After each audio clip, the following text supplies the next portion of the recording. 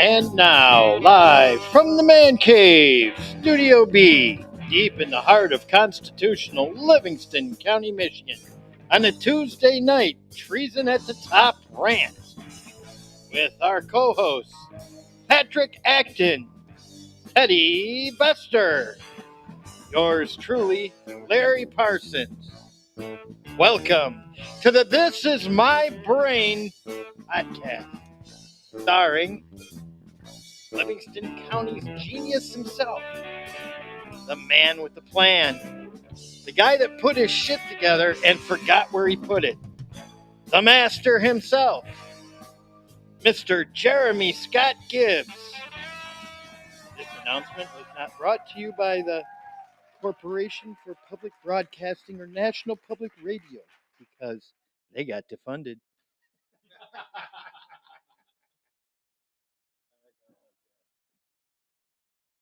You guys like that one? Oh, yes, I liked it a lot, yeah. I thought that was a good one to throw in there. All right. Why is my microphone not sounding good again? I switched up and it's stupid. Okay. Check. 1, 2, 1, 2. Why does that thing sound like it's in a way the hell away? I don't know what the deal is. Anyways, all right. The show has begun. You see what we got going. The shoe. It's a really It's a really big shoe. really big shoe. It's a really big shoe. I don't know what kind of accent that guy had. You know. Oh, I should probably switch cameras, huh? Yeah, you could do that. What do I know? Since I can't help you anymore. This is true. Dude, somebody messed with that laptop and locked it out. Who punched in the pin 15 times and then it's asking me for a stupid code. Yeah. When the pin was written right on the computer. Right?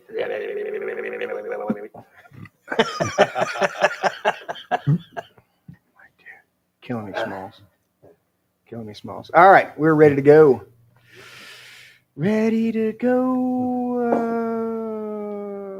Treason at the top. Treason at the top. What Yeah. a week. Boy, I tell Got a you. lot of We have a news to lot cover. to cover today. Rest in peace to Ozzy Osbourne. We got more on Yep. that. Yeah, A music legend has left the building. he has. And it's crazy. They were saying he's just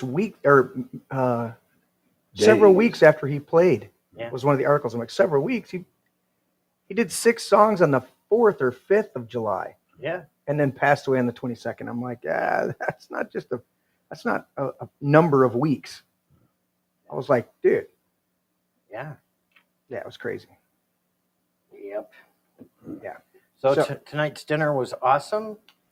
Oh yeah! Shout out to Mr. Coffee, stopped by Mr. Coffee. and brought us some pizza from Jonas. Always good pizza from Jonas, Not only pizza, but breadsticks. and breadsticks, and signature salad from Patrick. Yes. And so we were The little sauce that goes with the breadsticks. tasty stuff. Stuff. Tasty That stuff. is, What'd you think, Teddy? Oh, it was good. Was it the best? Bester. It was up there in terms of how good it was for pizza. Yes. Never had it from Jonas before. Jonas has some really good pizza. I have bought several slices from them over the years because you go in there and they just have this big counter just stuffed with pizza. Oh And yeah, I've their tried- delis. Yeah, selection's I have huge. tried so many different. One that's really good is Yeah. their cheeseburger pizza. Cheeseburger pizza. Cheeseburger. pizza. Okay. Cheeseburger. Yeah, it's like, look, that sounds Coke, weird. no Pepsi. Definitely Coke over Pepsi. Pepsi, no Coke. Yeah. But Coke what over was- Pepsi. what was the Ford actual over thing? Chevy, Was it- America over Russia. Was it Coke, no Pepsi, or was it Trump Pepsi, no over Coke? anody else. I agree with all those, yes. Fits right into my montage, yes. So, So good dinner. yes. I didn't have to cook today. I did a bunch of stuff. I tried to get some stuff done around here again, but Yeah, busy guy. always doing stuff. Larry's even got that piece of pizza right there, buddy. I do. And as soon as you take the camera off of me, I might take a bite. I'm going to put it right on the overhead shot. And I haven't changed out that camera. They don't have it anymore. Oh, look at These other that. cameras, I'd zoom in on it. I would. That's But, good stuff. All right. Good dinner. Thanks, Mr. Coffee, again. Thanks, Jonas. Yeah, they do a hell of a job over there, Jonas. Yes, we appreciate all of you viewers out there. So if you feel like dropping us off pizza, just be here by 7. Well, we can't eat pizza every week. No, You know what? But if somebody wanted to come and be a celebrity chef, they could come do it. that's right. That would be. Come cook us dinner and then accept get on that. the show and Yeah. get the credit for it. Yeah, exactly. Yeah, advertise your restaurant and even have a couple pictures of the entrees that they made for us. Mm-hmm. Yep. Yep. All right, let's get to disclaimers. Disclaimers. Disclaimers. We have to have the disclaimer. Have to have the disclaimers. Colonel Clink, get the disclaimer. Let me see if I click on this button if it's going to work. The first one by GMA. I'm going to see if it works. I'm not hearing. Grandma, Oh, there let's we go. start with our disclaimers. Let's get some of it going. Because Right. Got me off? I think I. Whoops. See, that's what I didn't want to do. It went to the wall, but then it clicked I off think that. I can. I think Well, I if I can. go to push the button and then Tim's on it. We're See? ready for the first disclaimer, Tim. I don't know if you're over there, buddy. I can do it if you need me to. It wasn't ready. And I have to listen to this preamble. And That's all There right. it is. Kind of makes it real. Yeah, what can we change that? All right. This is my brain. Notice this podcast is mostly raw and unfiltered and completely politically incorrect. Incorrecto. We say Merry Christmas and the Pledge of Allegiance, especially the part about one nation under God. Mm-hmm. We thank our troops for their service. We only recognize 2 genders. Due dingo and no dingo. As adults, we enjoy adult beverages. Cheers. Cheers. To you all. Cheers. Larry's using a mason jar. Cheers. Yeah, what are you drinking tonight? Are you drinking Yeah. some root beer? Coca-Cola. Cherry Dr. Pepper. Cherry Dr. Pepper. Oh, there it is. It's We pretty harsh. cuss, but we do not curse or swear. Do not. I mean, Don't You breathe. hacking, Larry? Yeah, You could mute your mic. it. Don't breathe it. You could don't mute your microphone, buddy. Bless you, Larry. you're not We supposed to love breathe. Jesus, but we hate religion and religious hypocrites. I used to say a-holes, but I I changed it. know. If any of this offends you, please leave. Please arrive. Let the door hit you in the ass on the way out. You're to gonna give go you now. a little encouragement to move along, doggy. You stay. You oh, Don't no, let leave. the door hit you where the good Lord split you. Now get out. All right. That is Enough right. of that crazy Under no montage circumstances there. do we say the word asshole on this show. Never. Okay. Not until Make sure I not until don't after say 9. asshole. Okay. We don't say that. Patrick, let's start with you, buddy. Let's say I would challenge you to a battle of wits, but I can clearly see that you are unarmed. no arms. No arms. No harm. Teddy, you want Jefferson or Reagan? Jefferson. Okay, buddy. A government big enough to give you everything you want is big enough to take away everything you have. Very nice, sir. Ain't that the truth? It is the truth. And Larry. A new one. A well-regulated militia being necessary to the security of a free state, the right of the people to keep and bear arms shall not be infringed unless you work at 7-Eleven. Hmm. Oh, Do you have something to tell about that? I do. Okay. That was issued on 12/15/1791 and it expires never. Never. Exactly. Never. Yes, the 7-Eleven up the street from here on the corner of M59 and Grand River was robbed yesterday at 1:30 in the morning. Really. The employees are not allowed to carry. Mm-hmm. And 2 suspects, who I am told are black, walked into the store, pistol whipped the guy behind the counter, demanded that he open the safe, and which he couldn't do. So the other assailant pistol whipped him again, and they got away with like $300 in cash and a whole bunch of cigarettes. Well, I would never work there, and Yes. I'm not an employee, and my CPO card says I can carry in there. Yep. And I can tell you what, if I were in there, those people would have a whole hell of a lot of problems. Right. They had a big problem. Yep.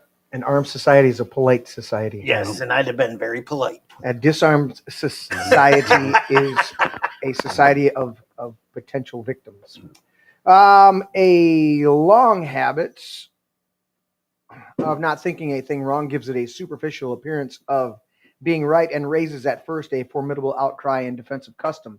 But the tumult soon subsides. Time makes more converts than reason. Thomas Paine, Common Sense, 1776. And let's do this one, gentlemen. Never apologize and never explain. It's a sign of weakness.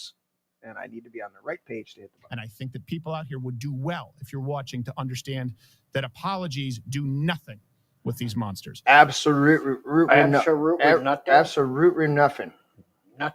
Nothing. And there we go. All right, we're getting into it now. I think that's the quickest we've gotten. We're 23 minutes in. Well, you know what? We have a lot to cover tonight on this wonderful show. Mm-hmm. We have treason, conspiracies against the United States, conspiracies against rights. Mm-hmm. Oh, fraud. How about lying to a judge?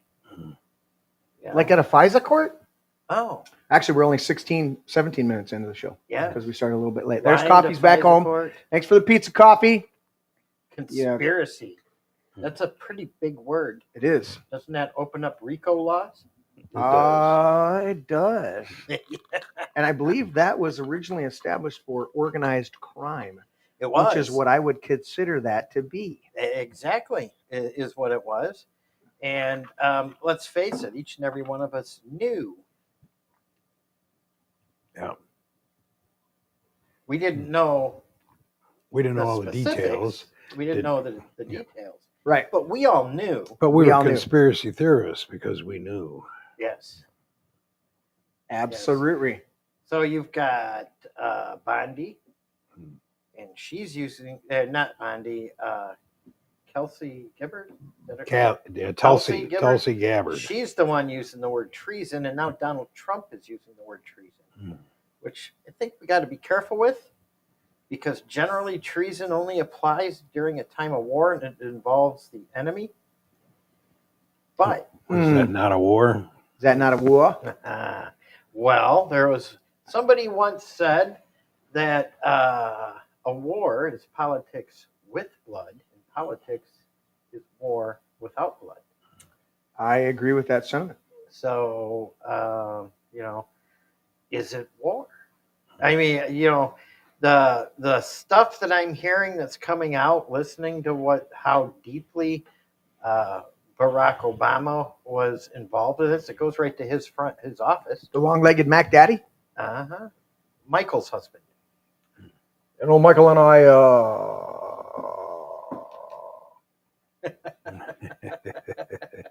I don't think Michael's around anymore. I think Michael flew the coop. Yeah, and I think the daughters, at least one of them, was trying to get her name changed. Yes. It's interesting because his house of cards is just crumbling. Well, yeah, and I do want to give everybody a word of caution, because, let's just face it, we've been let down before. Yeah. Oh, really? Really? Yeah. You got to find that clip and give it to me so that I I'll can give it to load it up. You got to find it, send it to me on Facebook Messenger. Oh, really? Really? What is it from? It's from South Park. Oh, maybe I can find it myself. Lazy fuck.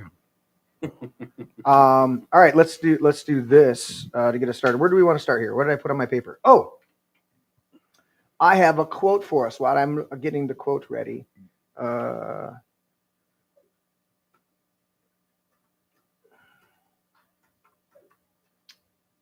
did you guys do over the weekend?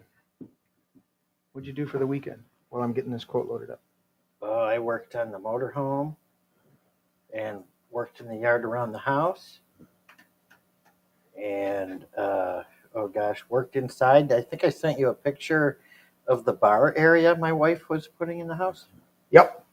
You got in trouble for that. I did. She did. Why are you sending that to Jeremy? I'm not done. I said, he's going to think it's cool. I did think it was cool. And he appreciates a work in process. That's right. Exactly. He's always got something in process. Lots of projects. Me? Yes. No. Especially you. This place has always been a work in process. And you got the gym down the street. Yep. If that building wasn't there, I would have driven right on by. I was like, oh, I'm here already.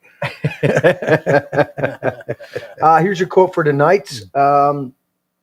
Speaking of tyranny or treason, James Madison said, if tyranny and oppression come to this land, it will be in the guise of fighting a foreign enemy. If tyranny and oppression come to this land, which we have both of those, it will be in the guise of fighting a foreign enemy. I found that a very interesting quote today because the whole dynamic of what Obama is accused of is the Russia hoax. Yeah. Oh, we've got an enemy in Russia that's interfering with our election. So what do they do with that? What did they do with the Patriot Act when they came in and they usurped all the tons of fundamental rights in the name of protecting us from, guys in turbans. Terrorists. The terrorists. And if you're not with us, then you're with the terrorists. You won't have to do some nuclear bombing on some people. Well, Anyway, so that's the quote for tonight. We're gonna. I think that's gonna be somewhat of a theme through here. Is tyranny and oppression have come to this land. We don't feel it because we're still pretty prosperous, all things being considered. But the tyranny and oppression that we're facing today, our forefathers would have not put up with, and the fact that it has come in the guise of fighting a foreign enemy, because Eisenhower warned us of a growing military-industrial complex. And what have we had since World War II is ongoing conflicts throughout the world, undeclared wars. It's well known that they took the land all of the supplies from the land invasion for Japan, because they got preempted by dropping the 2 atomic bombs on them. That the land and the weapons, all of the ground stuff for the land invasion of Japan were half shipped to Korea and the other half were shipped to Indochina. Those were the initial stuff that was there. And then I love the movie JFK. There's some inaccuracies, but Oliver Stone did a good job for what time frame it was and what information he had. But the dialogue of Donald Sutherland in there, I actually loved it so much that I, at one point, had it. We used to have those old stereo systems where you had the record player and the 2 tape decks, and then eventually you had the CD player in it, and then you had the radio, and you had the EQ band, and it was all this big tower of pieces. And then the amplifier on the bottom. And then the amplifier, yeah. And I had the equalizer. The VCR plugged into all that, so that I had it was as much of a surround sound as I could get at that time. I think I was on the edge of 5.1 when they started coming out with DVDs and then eventually Blu-rays. I was in that whole mode when they were, what was between HD discs and Blu-ray discs. There was a fight for that. And it was much like the fight between Beta and VHS. That was a whole battle. The compact discs, one of their best challengers, which they screwed up on how they did it, was the mini disc by Sony. They were superior. They had their own little cases, like a little disc that you would have for your computer that had a little slide door, So unlike a compact disc that you pop out and it gets scratched all over, these had a little case in it, and you popped it in. The best reference point for that is Last Action Hero with Arnold Schwarzenegger. He's using one of the little players, and they were like little compact players and a little disc in there, and it held just as much information as a regular compact disc, regular CD, and it was four hertz off, so that it wouldn't be the sound quality, which you'd never know the 4 offset. You would never see that. Since you're talking about hertz, I read something today about what's so funny. Because I'm just learning all this stuff. You're teaching me all this stuff, on over the phone and stuff. Yes, I'm going to write down where I was before you start talking. Go. But where you were talking about, when you're talking about hertz, it says you can set your generator by getting 2 clocks. You set a battery clock and a clock that you plug into that generator. Okay. And when you get the hands running at the same time, then you'll have 60 hertz on that generator, and that's the max power of the generator. That's what your target is. Yeah. 100 and... Yeah, it's 60 hertz. Yeah, at 60 hertz. And it says you do that by using... You gotta warn Excuse me, gentlemen. I'm sorry. Well, it came out of no... It came out of nowhere. I'm sorry, guys. It came out of nowhere. Are you done? Yeah, but I think I'm done. But it says you use battery powered with fresh batteries clock, and then you watch the second hand go, and you run your generator, and when they're running in sync, that's how you know you got 60 hertz out of your generator. He's working on that a lot. Oh, I guess I should change the yeah, thing. Jeremy happens to be a genius when it comes to that kind of stuff. I couldn't fix your shit though, could I? You did your best, but I mean, there's something else burned up in it. We couldn't see inside. There's a lot of stuff there that you couldn't open up and look inside. Right. But you did your best. Thank you. So, anyways, I appreciate your help. I was talking about mini disc players and stuff like that, Yeah. but I had the surround sound system. 4 hertz. But my whole point was I had my whole system set up to where if I liked dialogue in a movie, which I love good dialogue in movies, I could pop in a cassette and record that dialogue while the movie was playing, and then I could play it in my car, the cassette back.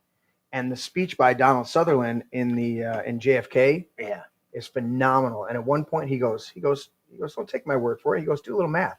He said, where was Bell Helicopter? Or he said, what was the budget before the Vietnam War? And where was Bell Helicopter? Well, Bell Helicopter was nearly bankrupt until they were approached by, I think he says, the First National Bank of whatever, Delaware, Connecticut, something like that. And he says about developing a helicopter for Indochina use. And he said, and what was the budget for the military? $10 million. He goes, what is it now? Hundreds of millions of dollars. It's $2 billion going on 3, going on 10, whatever. And he says, he goes, follow the money, And then we used to play the little clip of L. Fletcher Prouty, which is who Donald Sutherland is supposedly, that's his character, is L. Fletcher Prouty in the movie JFK. And so that whole dynamic is played out. So when you're looking at all of this, what's gone on since World War II, and there was certainly stuff in World War II and before that. I mean, it goes back to where the Rothschilds bet on the Napoleonic Wars and gave out false information, sent it back, So there's all these dynamics. But if you look at it right now, it's war. War is a racket, as Smedley Butler said, and it is it's a juggernaut. It's a money-making machine, and that's what they want to keep doing. And the only way to, as I read that Madison quote, it'll be in the guise of fighting a foreign enemy. Well, how do they get oppression and tyranny? Well, we've got to fight these enemies. And remember the Red Scare? I was just listening to, I can't remember, I was listening to some podcast, but they dove into that dynamic of the Red Scare And the Red Scare was you were being accused of being a communist. Well, what did it do? It blackballed people. It took away rights of people. And there were certain people that were totally pursuing communism in this country. But when you take away the rights of other people because of a fear of communism, Yeah. that's a violation of the Constitution. Right. And it doesn't work for us. It's freedom-loving people. And McCarthy turned out to be right anyways. Correct. Mm-hmm. So, anyways, we'll get more into Obama. I did want to go around the table and say, let's talk about Ozzy for just a minute. What was were you a fan of, who was a fan of Ozzy? I mean, Teddy likes. I mean, love I Ozzy. like Okay. Ozzy. I love Ozzy. I didn't dislike him. I'm Right. probably not as huge as a fan, but I really did like Crazy Train. It's a good song. Yeah. Patrick? It was, when I was in high school, yeah. Okay. But Later on was not your flavor? no, I'm not into satanic type music. And that's kind of what he was back then. You didn't like the Mama I'm Coming Home type of songs like that? That was good. Okay. Was that the Black Sabbath? Black Sabbath. Yeah. Black Sabbath, but you know what? Honestly, Black Sabbath was somebody I did not listen to, so I could not name a single song by Right. Black Sabbath. the interesting thing for me is I was in much the same camp as you, but then I've watched so many interviews, and was it Geezer Butler? I do War Pigs. I do an acoustic version of War Pigs when I do a solo show, and I really like the song, and the message I always thought was somewhat satanic. Satan's laughing, spreading his wings. But then you go back and you read the lyrics, and I watched an interview with Geezer Butler, and he's claimed to be a believer his whole life. And he said, no, I wrote that. I wrote it because we just came out of World War II, and we had all of these just evil government people that just wanted to send people off to war to die. And he said, I wrote that about how, and in fact, the lines are in there that the War Pigs on their knees are crawling. Hand of God has struck. He goes through and God's judging them. And then he said, I add the line like, Satan's laughing, spreading his wings, because he duped all those leaders and killed, millions of people by sending them to war through those leaders. And he's like, I was trying to bring attention to that. And it changed my dynamic on it. And there's still some other songs that are like, we're like, what, but yeah. Anyways, so in high you school, get my flavor, but I wasn't privy to that interview, so I didn't have that insight. no, I get that. Yeah. And Ozzy definitely embraced that, that Prince of Darkness type motif, stuff like that. I look at it like, Alice Cooper still has his shows with quite a theatrical flair to it. Yeah. And he's a full blown believer, goes to church all the time. And so, favorite songs? You like Crazy Train? Crazy Train, Yeah. Bark at the Moon. Okay. So you like the Randy Rhoads era? That was the Randy Rhoads. Randy Rhoads. Now that Bark at the Moon, was that Black Sabbath or was that just Ozzy Osbourne? That was just Ozzy Osbourne. That was Ozzy. Yeah, that's what I thought. Yeah. Yeah. You had Blizzard of Oz. What was it? I'm gonna look up the Ozzy albums. Ozzy albums. Yeah, I mean, he had some. To say that he didn't have some good music would be just a lie. Well, I mean, Yeah. he had some good music. I'm just not his biggest fan. Right. Especially I'm not a Black Sabbath or Blue Oyster Cult type. I don't like that kind of music. That's why I don't listen to rap music. Right. I liked Blizzard of Oz was in 1980. Yeah. And then Diary of a Madman was 81. And that was When did Crazy Train come out? Was that about that same era? that's Crazy Train's single is on that's on Blizzard of Oz. Blizzard of Oz? Yeah. So that was let's see, he was fired from Black Sabbath in 79, and Ozzy started a solo career with a band consisting of guitarist Randy Rhoads, bassist Bob Daisley, and drummer Lee Kerslake. That's when they did Blizzard of Oz and Diary of a Madman, which has been certified triple platinum. So do we think he was actually a satanic guy or just No. putting on a show? No, I think he was putting on a show. Yeah. I mean, I literally know nothing about him other than I've seen a couple of his interviews and I can't understand a word he says. Yeah, when you have to read the, or when you listen to one of the songs, there's one of his songs where he says, I'm not the Antichrist. I'm not the Iron Man. I'm not this. I'm not that. He's like, I'm just a guy. Yeah. You know, I'm trying to remember what song that is. A friend of mine is married to a woman that is from the same city where Ozzy Osbourne is from. Mm-hmm. And when they come over, Mm-hmm. you know, he's always telling her, Jane, slow down. There ain't a person in this room can understand you except me. Right. She talks like that too.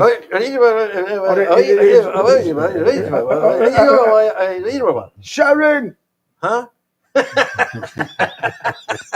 Probably one of my favorite memes of all time that I saw was where it said, breaking, Ozzy Osbourne hired as Joe Biden's translator.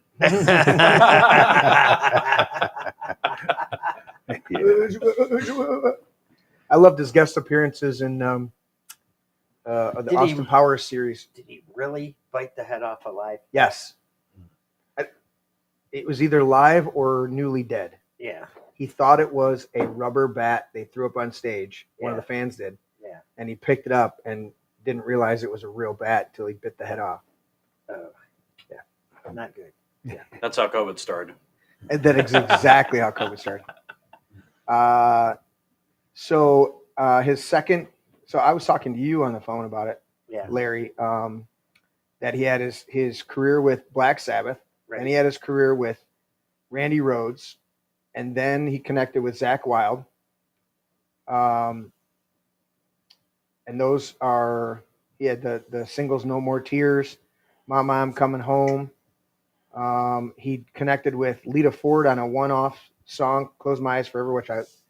Now, that's a wasn't good one Lita to do. Ford, wasn't she part of the Runaways? Lita Ford and that says girl, she was, yes, Runways. yeah, the Runaways, and that also from the lady from the Bangles, their bass player, her name was Mickey Steele.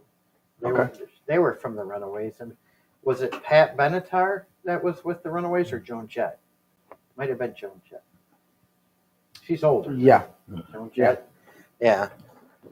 So that's, and then he, like I said, 3 phases of really awesome music with Sabbath, and then on his own twice with 2 phenomenal guitarists between Randy Rhoads and Zakk Wylde. And then when he came out and did his the Osbournes TV show, that was the fourth real invention of himself. And then he also did he helped launch the where the hell was it? Ozfest. Yeah. He helped launch Ozfest. That was huge. And he was doing songs. I just saw a new song where he was guest vocalist. Just a couple, it looks like it was released just a couple years ago. But yeah, Ozzy Osbourne, 76 years old, 13 studio albums, 5 EPs, 5 live albums, 7 compilations, 65 singles, 9 video albums, and 41 music videos. That's a career. And he could sing great, but he couldn't really talk. Yeah, we can understand what he's saying. I mean, he's talking.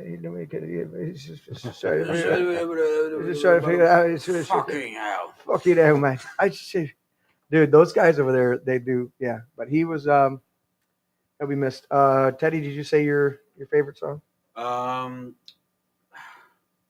my favorite album would probably be Ultimate Sin, but my favorite song would from him would probably be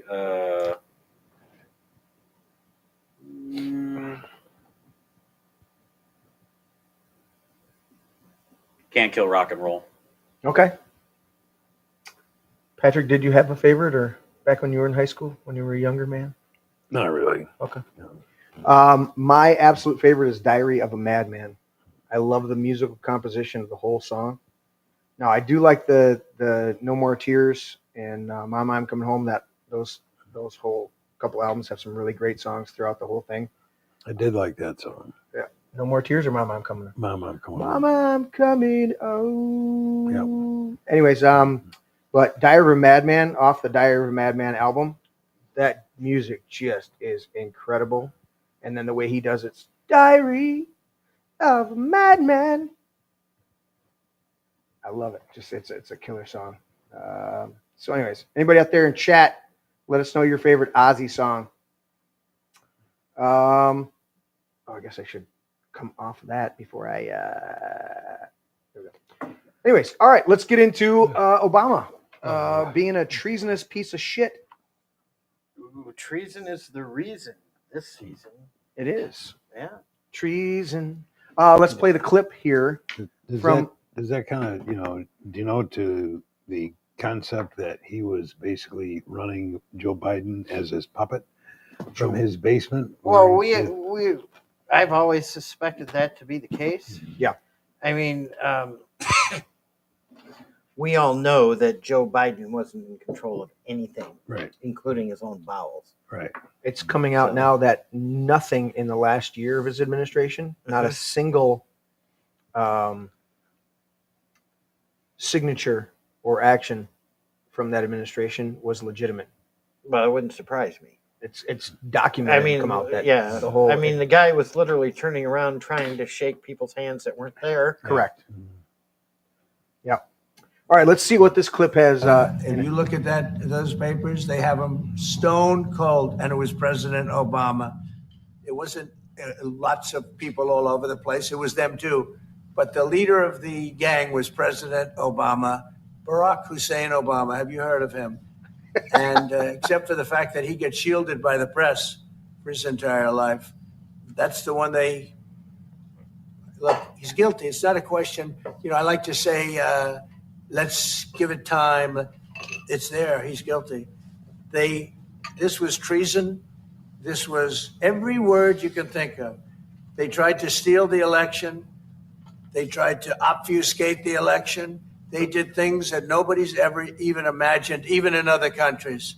You've seen some pretty rough countries. This man has seen some pretty rough countries, but you've never seen anything like it. And we have all of the documents. And from what Tulsi told me, she's got thousands of additional documents coming. So President Obama, it was his concept, his idea, but he also got it from crooked Hillary Clinton. Crooked is a $3 bill. Crooked as a $3 bill. Oh, Hillary. Yep. She in jail yet? Well, you know what? Yes. He went on further to say, it's not in this clip here, obviously, but he went on to say, he says, you know what? I talked, pretty tough about it. And he said, then when I got in office, he said, he actually says ex-wife of a president. And I think he means wife of an ex-president, but he said ex-wife. Maybe she is an ex-wife now to Bill.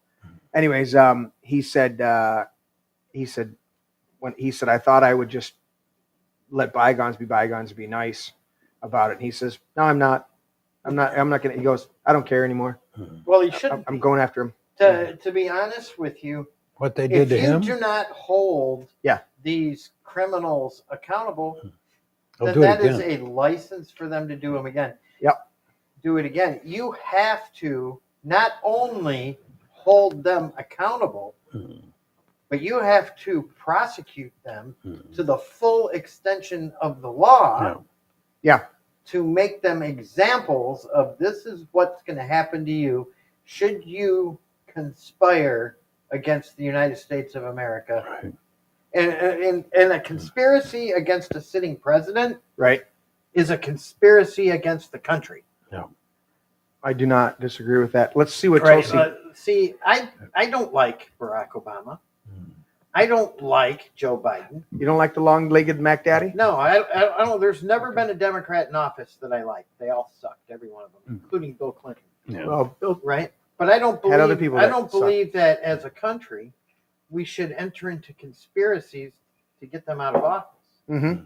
You know, and this is what they. You got to remember, this took place after, not before. After Trump was elected president. Right. They lied to get FISA court orders in order to spy on a sitting president. Right. Right?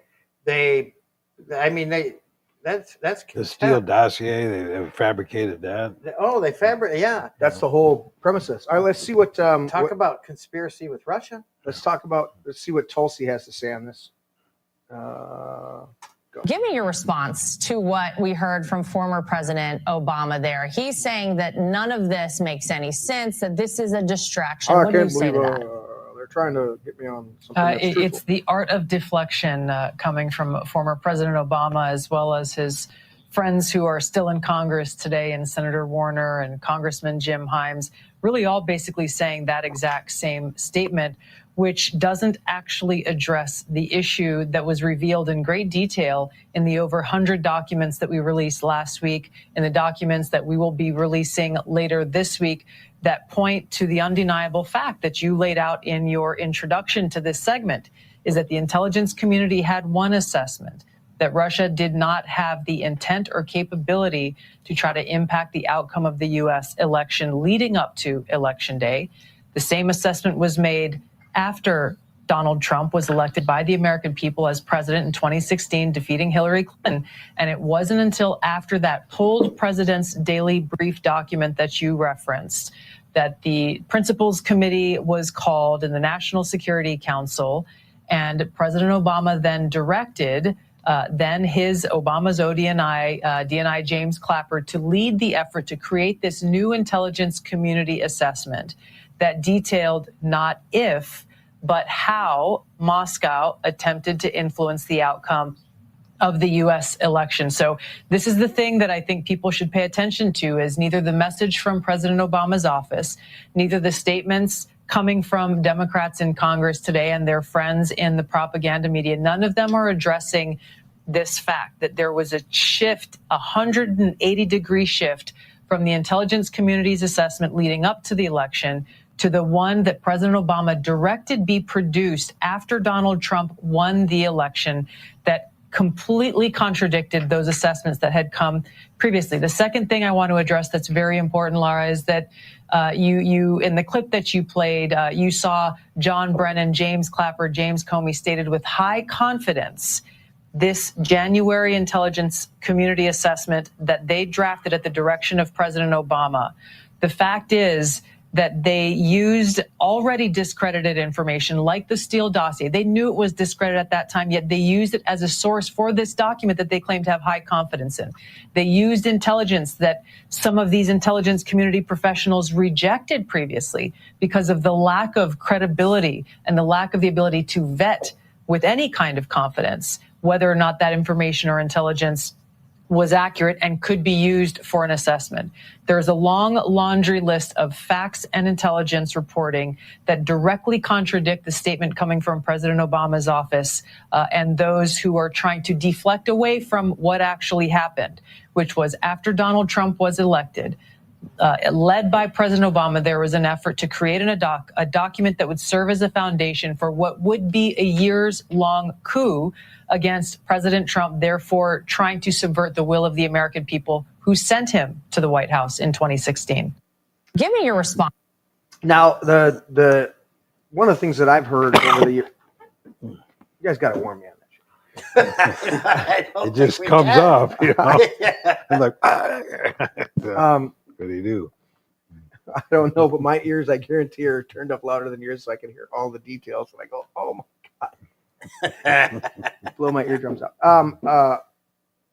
So one of the things that I've heard for quite a long time, and I don't have the facts to pull it up for you guys, but one of the things that I've heard is that the Steele dossier was originally written up for Bernie Sanders, because Bernie Sanders is an avowed socialist and honeymooned in Russia. And so they wrote that up initially for him. And then when he weaseled away and let Hillary get the nomination, and they realized that Trump was going to be quite an issue for them, they shifted and rewrote it with Trump embedded in it. That's why it doesn't make any sense that Trump is in Russia in a hotel having prostitutes piss on him. No, it doesn't that's not what it was.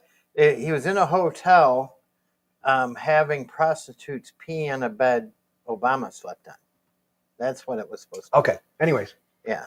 But the whole point is that fits better with Bernie Sanders, who went to Russia multiple times, honeymoon there, than it does with Donald Trump, who's just doing hotels of his own in other places. And why would he do that? What does he care? Yeah. And he's a germaphobe. Yes. Yeah, it doesn't make any sense. It doesn't make any sense. But and he doesn't treat his cleaning staff that way. Because the only person that gets affected by prostitutes pissing on a bed that Obama slept in is the cleaning staff and maybe the maintenance crew that has to come and replace the mattress. Jeremy, did you hear that they also, in the midst of all this Obama stuff that's coming out, they also reopened the Hillary Clinton email stuff? Yes, I have heard that. Yes, yes, I saw that. That I heard this afternoon too. I wonder if there's a way they can get those emails. Yeah, well, they didn't examine. I guess they didn't examine all of the thumb drives. Okay. So I guess Congress is going to examine them now. Nice. So maybe we're actually going to find some stuff out. But like I said, we've been let down before. I mean, this is all wonderful stuff. Okay, that's coming out. Yeah. The problem is, They won't do anything. do Republicans have the balls to do something about it? And I say no. No, they don't. Right now, I think they're just blowing smoke at us again. Yeah. Well, here you go, here it is. Okay, well, that's enough. Yeah. Yeah. Yep. And that's just giving Democrats a license to be crooks, Well, to be liars and crooks and conspirators. That is what they do. exactly. Oh gosh, did you see the Hunter Biden interview? I did not see it, but it's here. Yes. Yes. Talking about his crack. Yeah, I heard he dropped the F-bomb like 35 times in 20 seconds. What the fuck? So mail him this. What? Yeah, we need to send him that. Yes. Bizarre discussion exposes Hunter as a raging far left lunatic. Yes, you should. Should we clip on a little bit of it? We should. Let's clip on a little bit of it. Let's see what we got here. If it's going to be a bunch of commentary by Alex, then let me see if there's actually here. We'll play this. For someone, am I going to be like all these Democrats say, you have to talk about and realize that people are really upset about illegal immigration. You. How do you think your hotel room gets cleaned? How do you think you got food on your table? Who do you think washes your dishes? Who do you think does your garden? Who do you think is here by the sheer just grit and will that they figured out a way to get here because they thought that they could give themselves and their family a better chance. And he's somehow convinced all of us that these people are the criminals. I love the title there. Do you guys see the title? Democrats in 1825. But if you free the slaves, who's going to pick the crops? Yeah. Democrats in 2025. Yeah, and as this ridiculous interview goes on, he starts talking about, if I was president, I would call these countries all these people were deported to, and I would demand they send them back. Well, that sounds like his dad. So That's right. But if I was elected, it's immediately to surge to the border, because that's what we do. And then he said that white men are the problem, not illegal. Well, that's true. Yeah. That's true. Yeah. And he's a white man, so he is the problem. Yeah, he's definitely the problem. Yeah. So there's Hunter. They're man of, let's see what the article says here. Former crackhead, former first son continues his vulgar tirade. Former first drug addict. Yeah. Immigration, because nobody knows who the cocaine belonged to in the White House there. Yes. Let's see. Just in Hunter Biden. Oh, here it is. Here it is. And he's somehow convinced all of us that these people are the fucking criminals. White men in America are 45 more times likely to commit a fucking violent crime than an immigrant. And the media says, well, you got David Axelrod and, Rahm fucking Emanuel. So fucking smart, Rahm Emanuel. Is that we got to understand that these people are really mad. And we got to appeal to these white voters. Rahm, the only people that fucking appealed to those fucking white voters was Joe Biden, 81 years old. And he got 81 million votes. And he did because not because he appeased their fucking Trumpian sense, but because he challenged it. And he said, you can be an 81-year-old Catholic from fucking Scranton that doesn't understand it, but still has empathy for transgender people and immigrants. Then nobody said, oh, Joe Biden's going to turn us into a socialist state, no matter how much they said it. But these guys think that we need to run away from all values in order for us to lead. I say, fuck you. How are we getting those people back from fucking El Salvador? Because I'll tell you what, if I became president in 2 years from now, or 4 years from now, or 3 years from now, I would pick up the phone and call the fucking president of El Salvador and say, you either fucking send them back or I'm going to fucking invade. It's a fucking crime what they're doing. This is a typical leftist piece of shit, dude. He's ranting, and I've had these people rant at me with just complete illogical arguments that they think are so just spot on. This is how dare you do this, dude? If you were to be elected president and you had to figure out whether it was 2 years, 4 years, or 3 years, it's 3.5 years, buddy. Let me ask you this: how much cocaine do you think he did before he did that interview? Yeah, he's a little bit wired up, is he not? Yeah. Look at him. Yeah. He's wired up. He did a few lines. He did a few. And did you see the? I don't want to play it again, but I'm going to go back and see if I can catch the graph when he says, "There it is." Let's see if we can blow that up. 45. So it says 45 times more likely violent crime, and it says immigrants are less likely to commit crimes than U.S.-born Americans. Well, I agree with that. Immigrants are, but we're not talking about immigrants. We're talking about illegals. Mm-hmm. And that's exactly how they conflate the numbers. Yeah. Exactly. They're saying immigrants versus illegal. Yeah, they're saying illegals. Right. Immigrants versus illegals. People who are immigrants come here legally and abide by the laws. Could you full screen that real quick? I think it's saying yellow is I undocumented. think the problem for a lot of people is that they don't understand per capita. Correct. So, I mean, just look at the violent crimes compared, U.S. citizens. Correct. Legal immigrants, undocumented. Well, they're saying immigrants are less likely to commit crimes than U.S.-born American studies find. Well, you have 300 million regular Americans. Yeah, and if you look at the bottom, it says U.S.-born citizens. It doesn't say white men. Correct. And he said 45 times more. That's not 45 times more. No. And what is the 200? What's that level there? What does that mean? 200 crimes, 300 crimes, or 300,000. It doesn't say. It doesn't give me more information. Right. So I don't see. And if you look in the red, yeah, it's legal immigrants, and finally undocumented immigrants in the gold.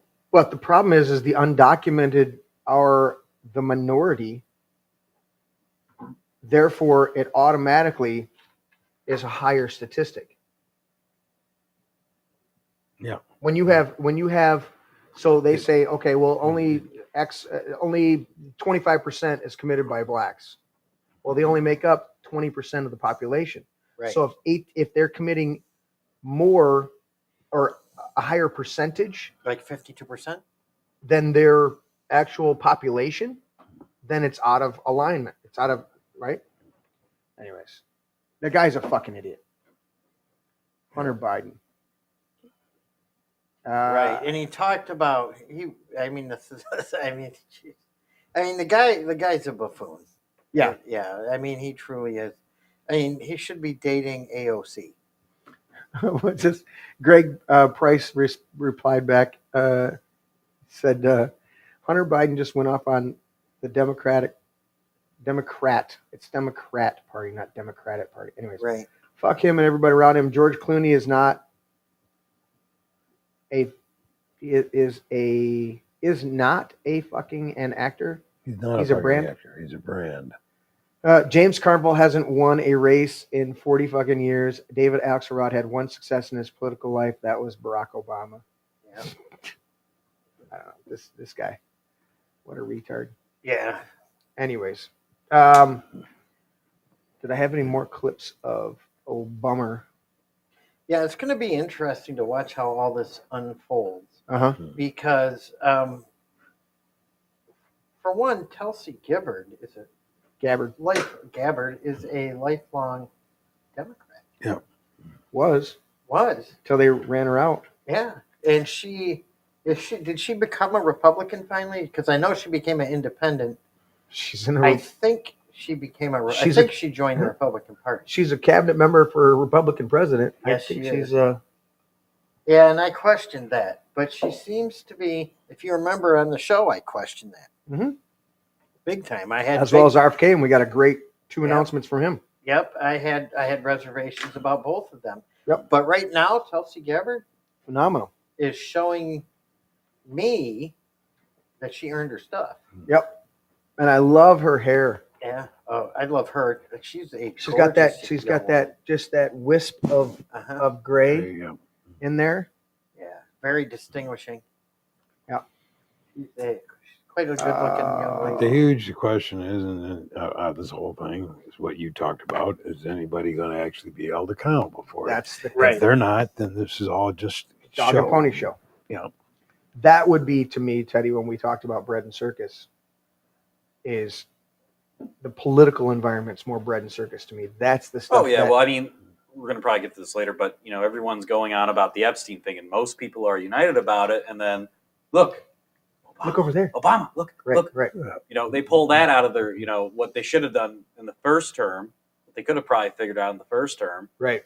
But let's be real. They're not going to arrest Obama. They're not going to arrest Clapper. They're not going to arrest Brennan. Trump sounds pretty pissed off. They're going to. Well, you have that Supreme Court. Barack Hussein Obama is the ringleader. Hillary Clinton was right there with him, and so was Sleepy Joe Biden, and so were the rest of them. Comey, Clapper, the whole group. And they tried to rig an election, and they got caught. And then they did rig the election in 2020. And then because I knew I won that election by a lot, I did it a third time, and I won in a landslide. Every swing state won the popular vote. But I won that all the same way in 2020. And look at the damage that was caused. Well, I wanted to see if he was saying, missed this one. Tulsi Gabbard has submitted a criminal referral to the Department of Justice. From your perspective, who should the DOJ target as part of their investigation? What specific figures in the Obama administration? Well, based on what I read, and I read pretty much what you read, it would be President Obama. He started it. And Biden was there with him, and Comey was there, and Clapper. The whole group was there. Brennan, they were all there. So I wanted to hear him say that about Hillary. This is the room. This is much more beautiful than it was then, but that's okay. I have nice pictures up. They came out of the vaults. They were in there for 100 years. This is much more beautiful. We have the Declaration of Independence now in the room, which wasn't here. I guess people didn't feel too good about putting it here, but I do. But you know what? If you look at those papers, they have them stone cold, and it was President Obama. It wasn't lots of people all over the place. It was them too. But the leader of the gang was President Obama, Barack Hussein Obama. Have you heard of him? And except for the fact that he gets shielded by the press for his entire life, that's the one look, he's guilty. It's not a question. I like to say, let's give it time. It's there. He's guilty. This was treason. This was every word you can think of. They tried to steal the election. They tried to obfuscate the election. They did things that nobody's ever even imagined, even in other countries. You've seen some pretty rough countries. This man has seen some pretty rough countries, but you've never seen anything like it. Well, he was hosting the. This was during He was hosting. It doesn't say in this one, but he was hosting the president of another country. Yeah, I wanted to see that. He literally goes into it, and I'm Well, optimistic. I'm here's very another. optimistic. Here's a legal issue, right? Yeah. We have that Supreme Court decision that we had, where the president cannot be prosecuted for official actions taken while in office. Official actions. Official. Not crimes. Not crimes. Yeah. President can be prosecuted if he steps out of the White House and murders somebody.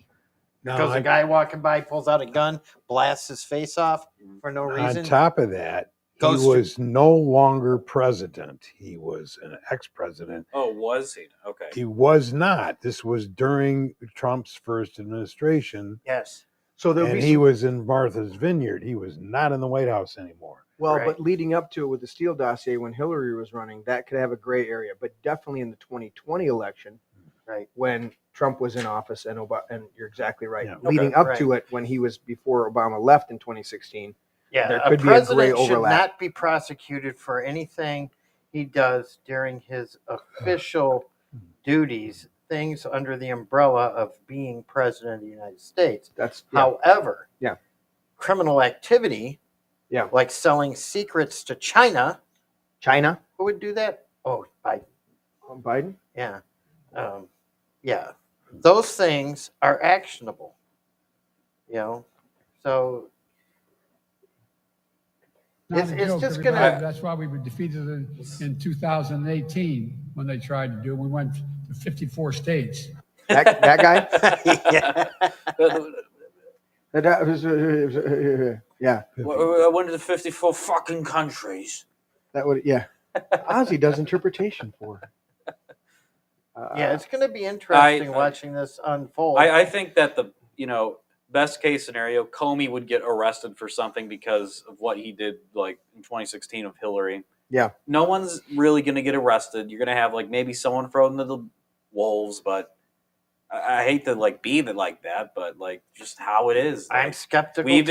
The last few months we've just been seeing betrayal after betrayal after betrayal. Right. I do like what they're doing now that they've been pushed to it, that they are going after the Epstein stuff. I believe Bondi filed with federal courts to release documentation, I believe, of what's going on. It's going to be interesting, and I think this has fingers. I know that the Democrats have all this high hopes that Trump is going to be implicated in all this stuff. Okay, Biden had all this stuff before Trump, and if they'd have had anything on him, they'd have dumped it. Even Pelosi was saying it was all distraction. Correct. And if Trump was, anywhere implicated, they knew they would probably. Well, I wouldn't even say that. I don't know, because it would implicate both sides. Everybody most people on both sides would probably be implicated. Oh, plus think about the foreign leaders involved. Right. Think about the far reaching of those ties around the world. I mean, you're talking about leaders in Saudi Arabia, perhaps. Oh, I know. What am I thinking? There was a prime minister from a certain country that visited Epstein several dozen times, including after he was charged and I think convicted of child exploitation crimes. Right. I'm trying to remember which prime Prince minister. Andrew was connected with him. Yeah, but I'm trying to remember which leader from which country did that. Anyone? Is it at near the end of the Mediterranean? Yeah, I think it's around that. Does his name start with a B and maybe have another B, like a BB? No, it's the guy before BB. Oh, it was before BB. Ehud Barak. Was he still with us? No, he's still around. Okay. Yeah, I think that there's epic fingers here. Yeah. That are going to suck in a lot of world leaders. Yeah. Into this.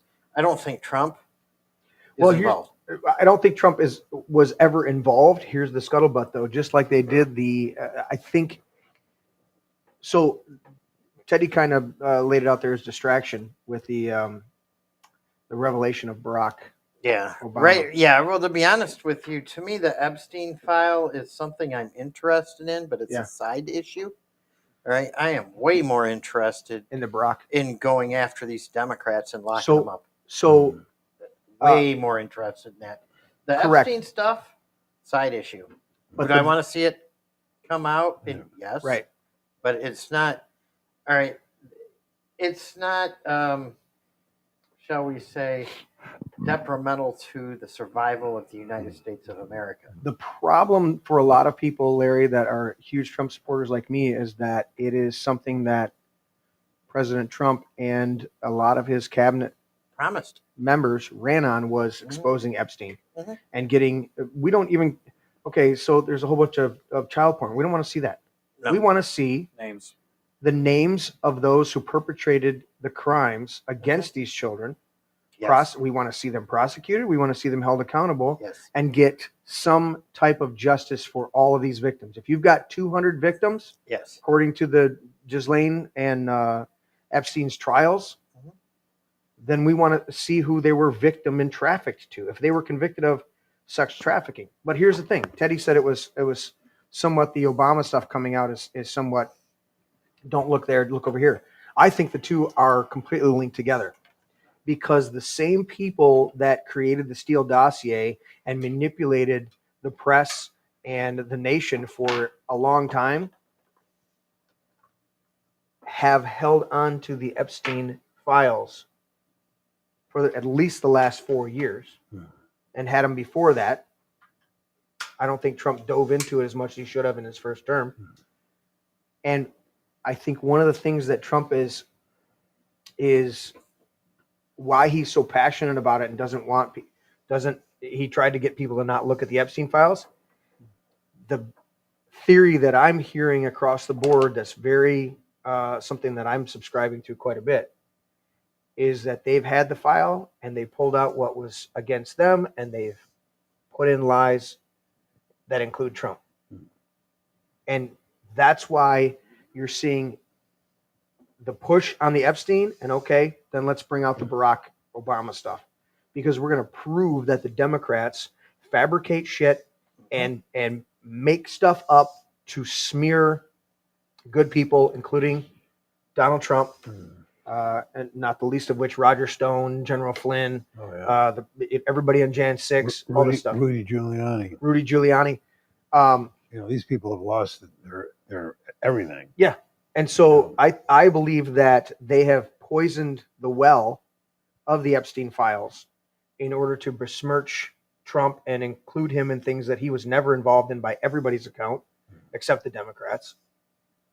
I think that's something that Elon discovered the misinformation in there and believed it, which is why he came out when he was pissed that Doge wasn't actually going to do all the heavy work that he thought it was going to do and reduce the government, and he was kind of being pushed to the side when they had their falling out. So I believe there is some falsified information in the Epstein documents.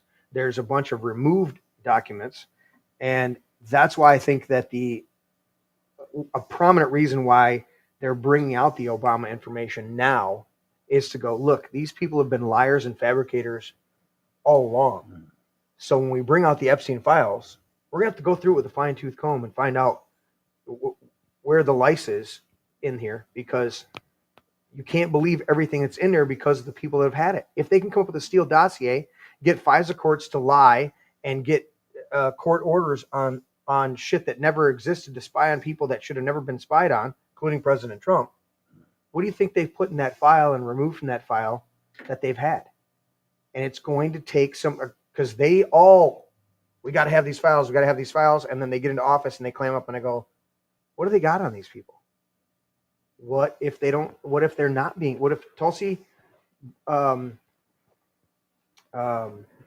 and Bongino are not being blackmailed, but they've seen shit in there that they cannot bring out right now because they've inserted lies. That's a good theory that I'm looking at, and I think that's why Trump reacted the way he did 2 and a half weeks ago, being pissed off about why are we looking at this old piece of shit person? Why can't we just move on? That makes sense to me. That they put, and he even said it in those things when he was saying it. He's like, it's coming from the same people. They lie about everything. I think he got enough of a disclosure saying they invented shit and put it in the document, just like they did with the Steele dossier. And we've got to walk carefully or get this out of the press right now. And it didn't happen. He fucked up by being too aggressive. The Streisand effect. But that's my theory. Or that's a theory that's going around that I like. Is that they've injected a bunch of shit in there. Because nobody, if they could have got him on Epstein stuff, they would have figured out a way to get him on Epstein stuff in the first. They wouldn't have tried to create the Steele dossier. They wouldn't have tried to come up with this stupid chick. If they had one, look at Matt Gaetz. Matt Gaetz was ready to go up there and be, what was he up for? AG. Matt Gaetz would have been a phenomenal AG. And what they find out, he got duped and tricked by somebody and hung out with a 17-year-old that he thought was 18. And they do that shit. Okay, you're not a straight up pedophile. You're into women. Okay, here's a 20-year-old. Here's a 20-year-old. Here's a 19-year-old. Well, she's 20. Come to find out she's 17. Oh, now you're a creeper. Oh, I didn't know she was 17. She looked like she was 22. Well, that's too bad for you, buddy. You're not going to be able to go and be in office now unless you do what we tell you to do. Well, fuck it. I'm not going to be in office. That's what Gaetz came back with. You know, I can see that. I'm not saying that happened with Trump, but I'm saying if they would have done that with Trump, you don't think they would have pulled that out? Oh, they definitely would have. If he were in those files in any way, shape, or form, they would have pulled that out 3 years ago. Oh, sure. I think absolutely. Besides people saying that Trump could be involved with the Epstein thing, I think another theory that I'm kind of subscribed to is that they fear releasing it. There would be so many names of people that were on top in terms of political, Hollywood, economic, that it would destroy the country or the economy, or Which I'm coming to the I'm coming to the place on that of if you've got to uproot the entire thing to get at the rot, you tear it down. Yeah. That's my opinion. I don't know about you guys. This needs to be exposed. We need to know who these people are and who Epstein was actually working for. And the bonuses. And the extent. And, if that takes a little bit of correcting the system, then... Yeah. And the bonuses, you get to prosecute Barack Obama at the same time. I don't know that it'll ever get to that place. That's the. I don't know either. But well, I think if they even go after Obama, there's going to be so much court, judicial legalists like what Trump was doing, like just delay.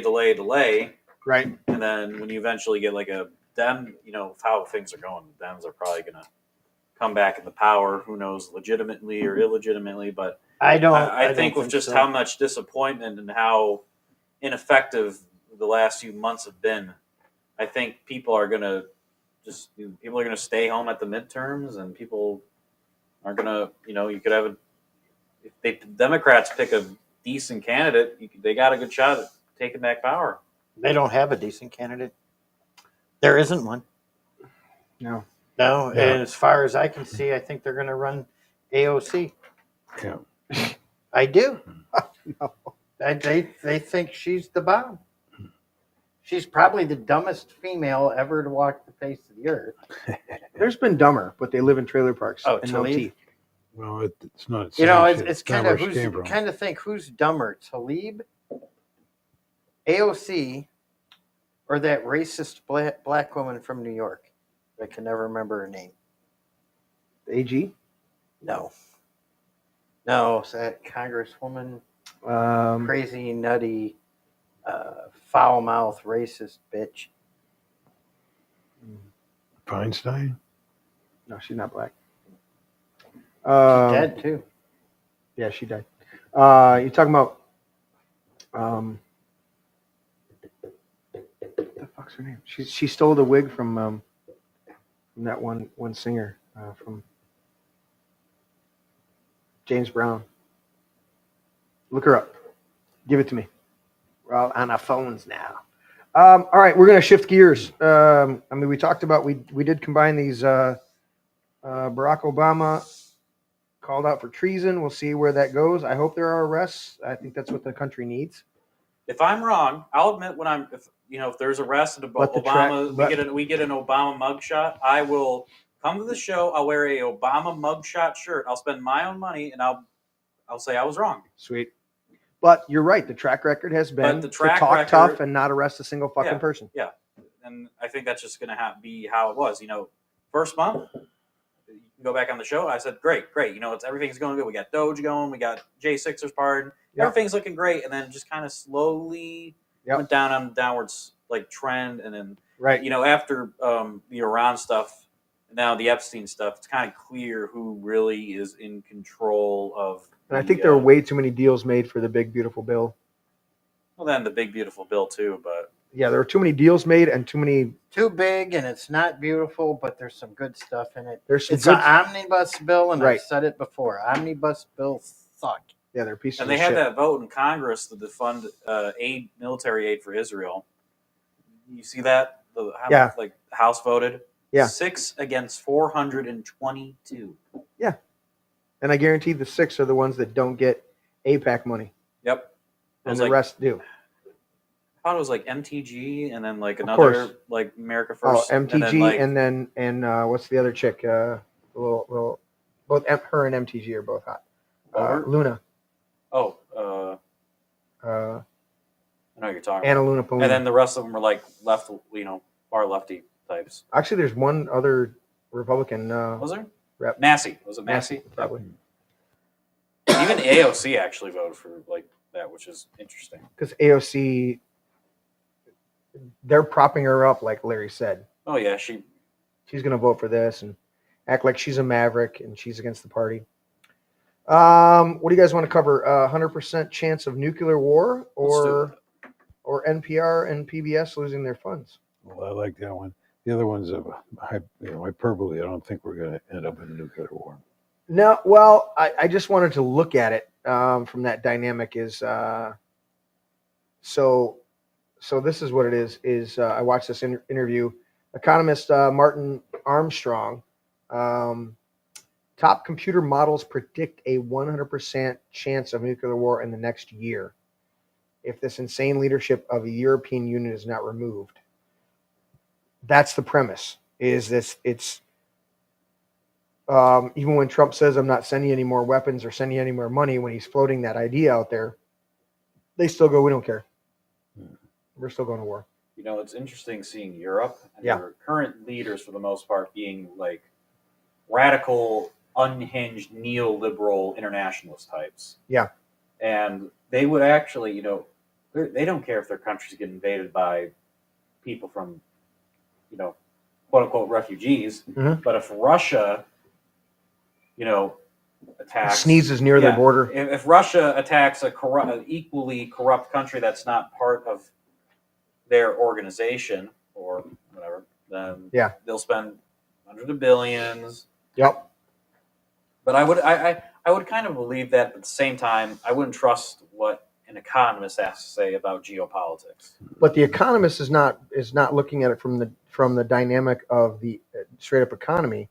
They're using top computer models, multiple models that are predicting 100% chance of nuclear war in the next year. And this guy, if you watch the interview, this guy has done predicting for years, if not decades, and is extremely accurate using these computer models. That's the thing that concerns me looking at it. Okay. It's not just a clickbait title. It is this is a guy that has a track record of being accurate as far as his predictions and the computer models that they're using. That's why, look at this. So it says their leaders are openly planning to send 200,000 NATO troops in the coming months to go directly to war with Russia. In Ukraine, or I think they're looking to invade. invade Russia. Yeah. And Putin's already has the same kind of Samson directive that the Israelis have, which don't have nuclear weapons. But I mean, I don't think that would happen. Well, they would either have to go through the Suwalki Gap or the Baltics, which already have militaries, and then or they would have to invade Belarus with right, basically no provocation. If it's a stupid prospect in the first place because nobody's learned from Napoleon or Hitler that you don't attack Russia. Mm-hmm. Just period. You just you make a deal with them. Yeah. Well, if they were smart, they would not keep prolonging the war because in 2022, you could see how outdated the Russian army was and how bad they were doing against Ukraine with Western weapons. But now, since they keep building, they've had experience in modern Western weapons and actual modern warfare, conventional near-peer war. Right. They are now probably one of the leaders of drone warfare, where they had almost no drones. They have hundreds of thousands of combat experience. They've had to come up to speed because they're being attacked. They've revitalized their famous industry, their war industry. Right. Well, Putin's the one that is the reasonable one in this scenario, who's wanted to sign the peace agreements, and we saw the little dictator there that should be ousted from office in Ukraine. And and I don't know if you saw this, but he just signed a bill that would make every single anti-corruption agency in Ukraine under his control or the government control. Yes, and let's look at that. Where do I have that in my feed? Let's see here. Let's look at this real quick.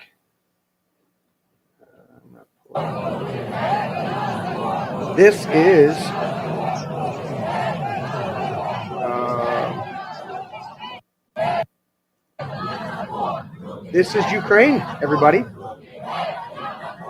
On the streets of Ukraine. And you know what they want? This is Marjorie Taylor Greene putting this up, MTG. Huge protests erupt in Kiev against Ukrainian President Zelensky, as he is a dictator and refuses to make a peace deal and end the war. Good for the Ukrainian people. Throw him out of office. The American people must stop funding and sending weapons. 100% agree. 1,000% agree. Stop. Somebody's got to stop.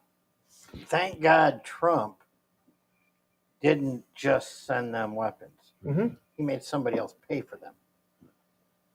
That's still kind of part of the military-industrial complex and prolonging the war. Right. So I'm not in favor of that. Even if I want him to go back to his original doctrine.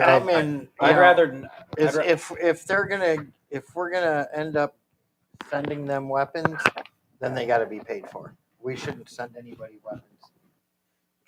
We got to look out for this country. Right. If Zelensky wants weapons from the United States, he should give us equal amount in. Well, he's oil. not even paying for it. The Europeans are paying for it. That is correct. That's the situation. He's not paying for. Well, not only is he not paying for it, it's the United Nations that's paying for it. Well, and most of the money's not even going to Ukraine or the European Union. It might be funneling through there, but it's going to Western contractors supplying Western weapons. Yeah. It's a proxy war. Well, Zelensky's a crook. He is. And he's a douchebag. So is Russia. So this is where that's coming from. This idea of having a 100% chance of a proxy war, or 100% chance of nuclear war. And what Armstrong, it's a really good interview. I would. Top computer models. What did that headline say? Top computer models predict 100% chance of nuclear war in the next year. It's a very good interview. I'm not going to play it here. It's probably, if I click on it. Can we avoid nuclear war at this point? Not with the people we have in power. Simple as that. You're counting, your computer is saying war, nuclear war, sooner than later.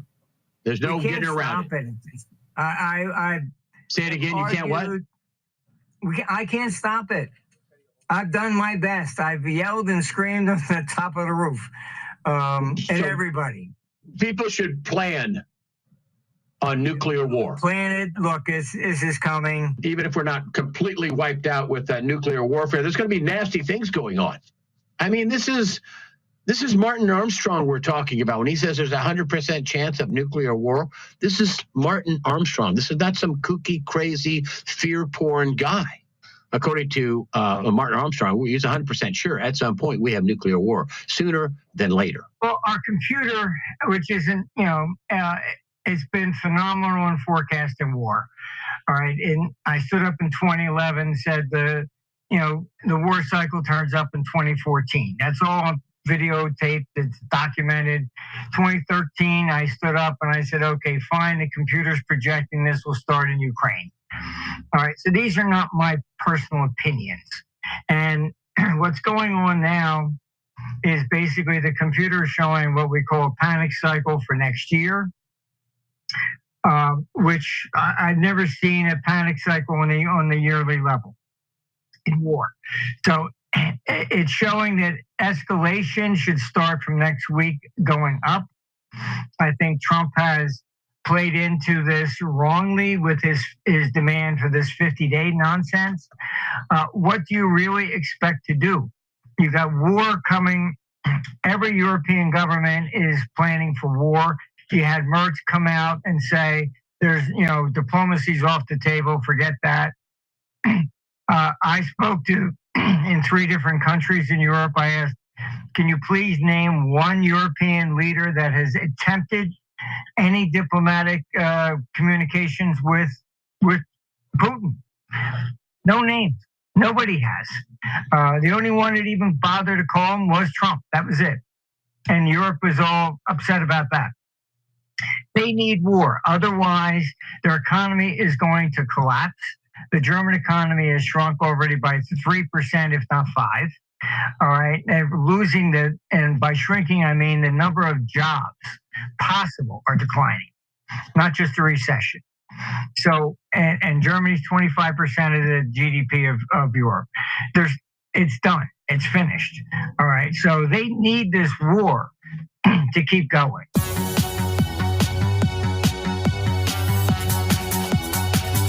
Well, if you don't study AI and computers and markets and the stock market and geopolitics, you don't know what a rock star Martin Armstrong is, but people that follow that do. I won't go over his whole bio because we have limited time. 45 years working in the stock market, researching monetary history and determination to harness the power of computers and artificial intelligence.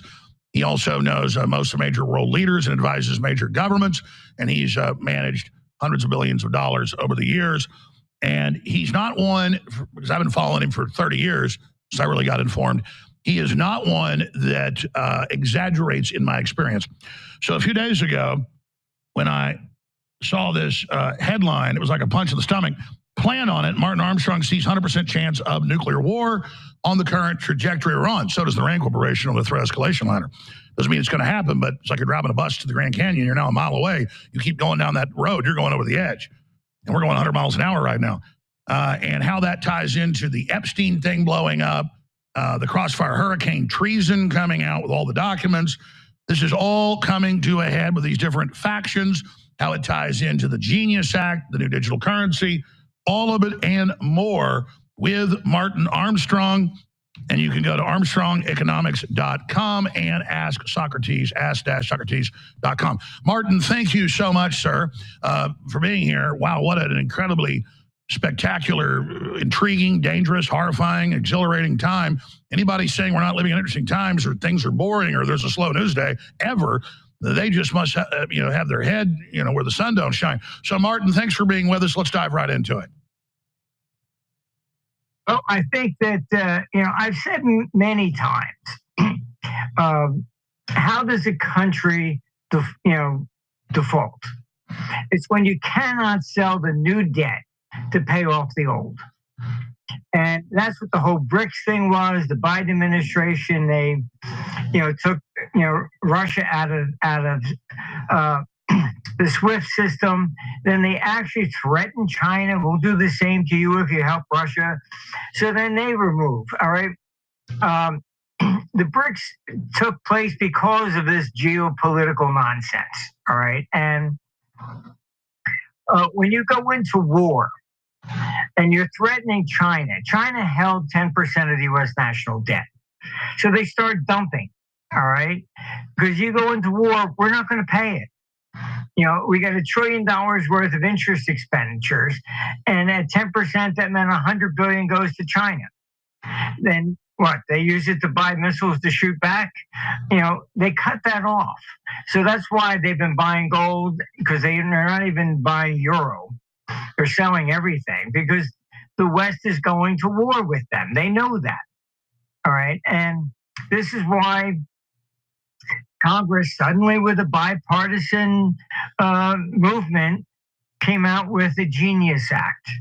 What they're doing is, this is the same scenario that took place for the Civil War.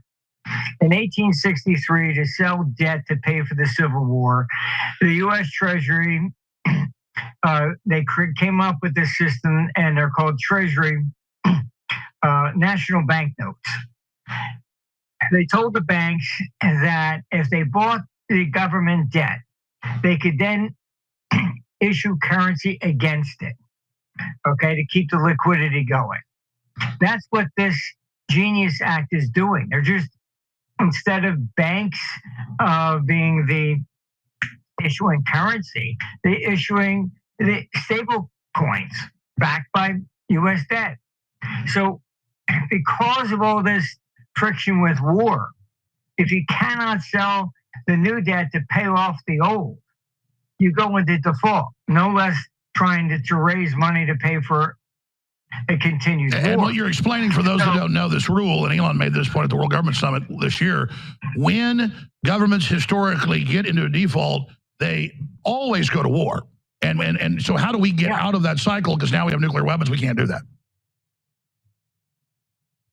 Look, I've been screaming, as you know, for the last few years to the top of my lungs. I don't think I can stop it.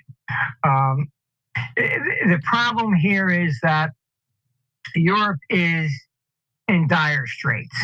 And as you know, when they were forming the euro, they came to me and I said, this is how we create a currency. But Helmut Kohl wouldn't consolidate the debts.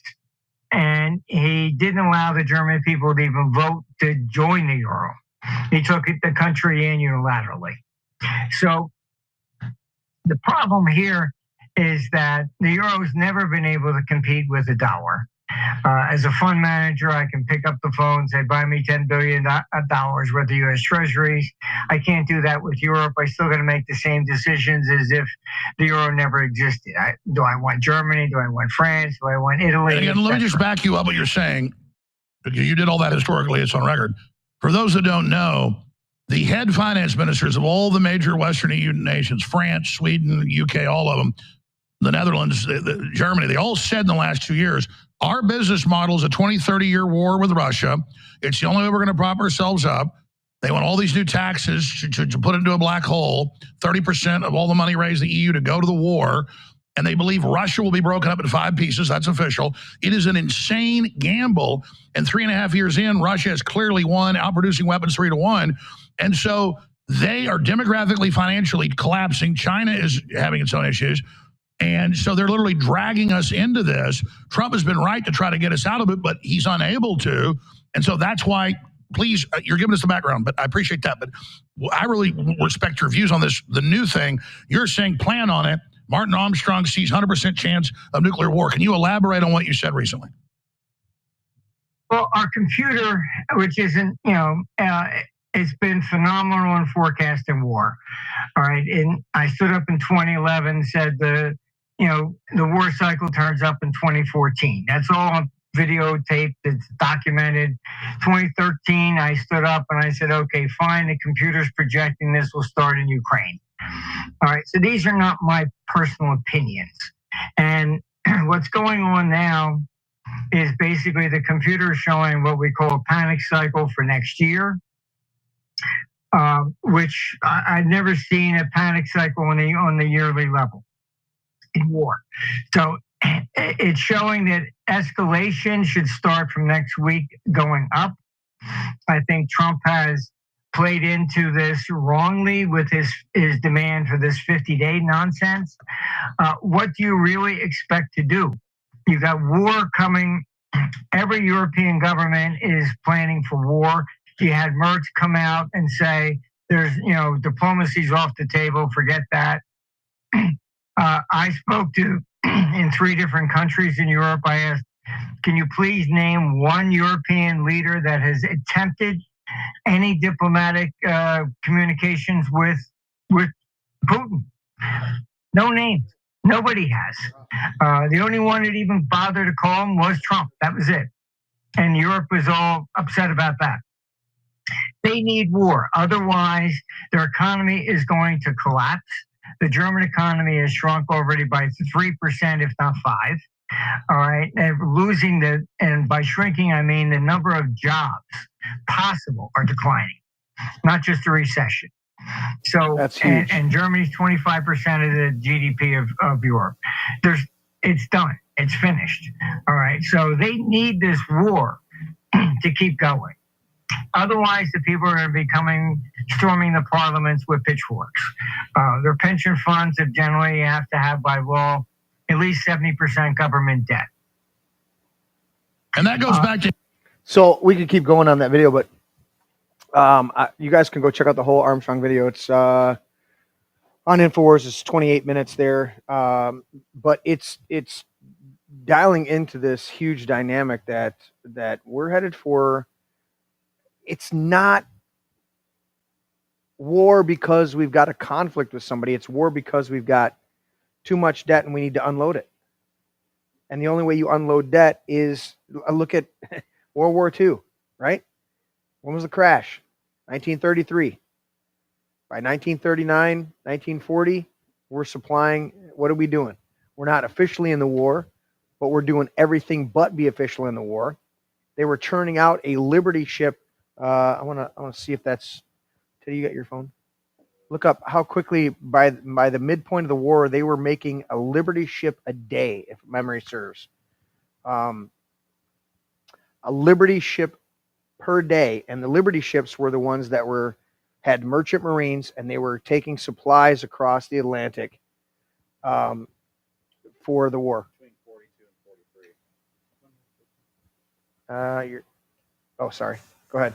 You're on now. Between 1942 and 1943. The Liberty ships? Yep, the Liberty ship a day. A Liberty ship a day. Yep. Yeah. Let me see if I can pull up a Liberty ship. Do you got a link to that? Facebook Messenger it to me. Yeah, I saw that, Larry.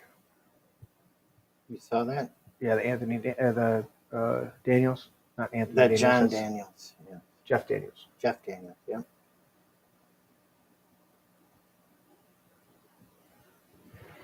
Yeah, send that to me. Does that have the pictures? This is what I was kind of looking for, Teddy. They have some of the pictures. You're looking for pictures? Yeah. Okay. But they were churning out a Liberty ship a day. That's the crazy thing. And then the Liberty ships, does it give a description on there? Not on the photo I'm going to send you, but I'll copy and paste. Yeah, just read it. You want to read it to us? Yeah, I'll read it. And I'll pull up the photo here. Photo first.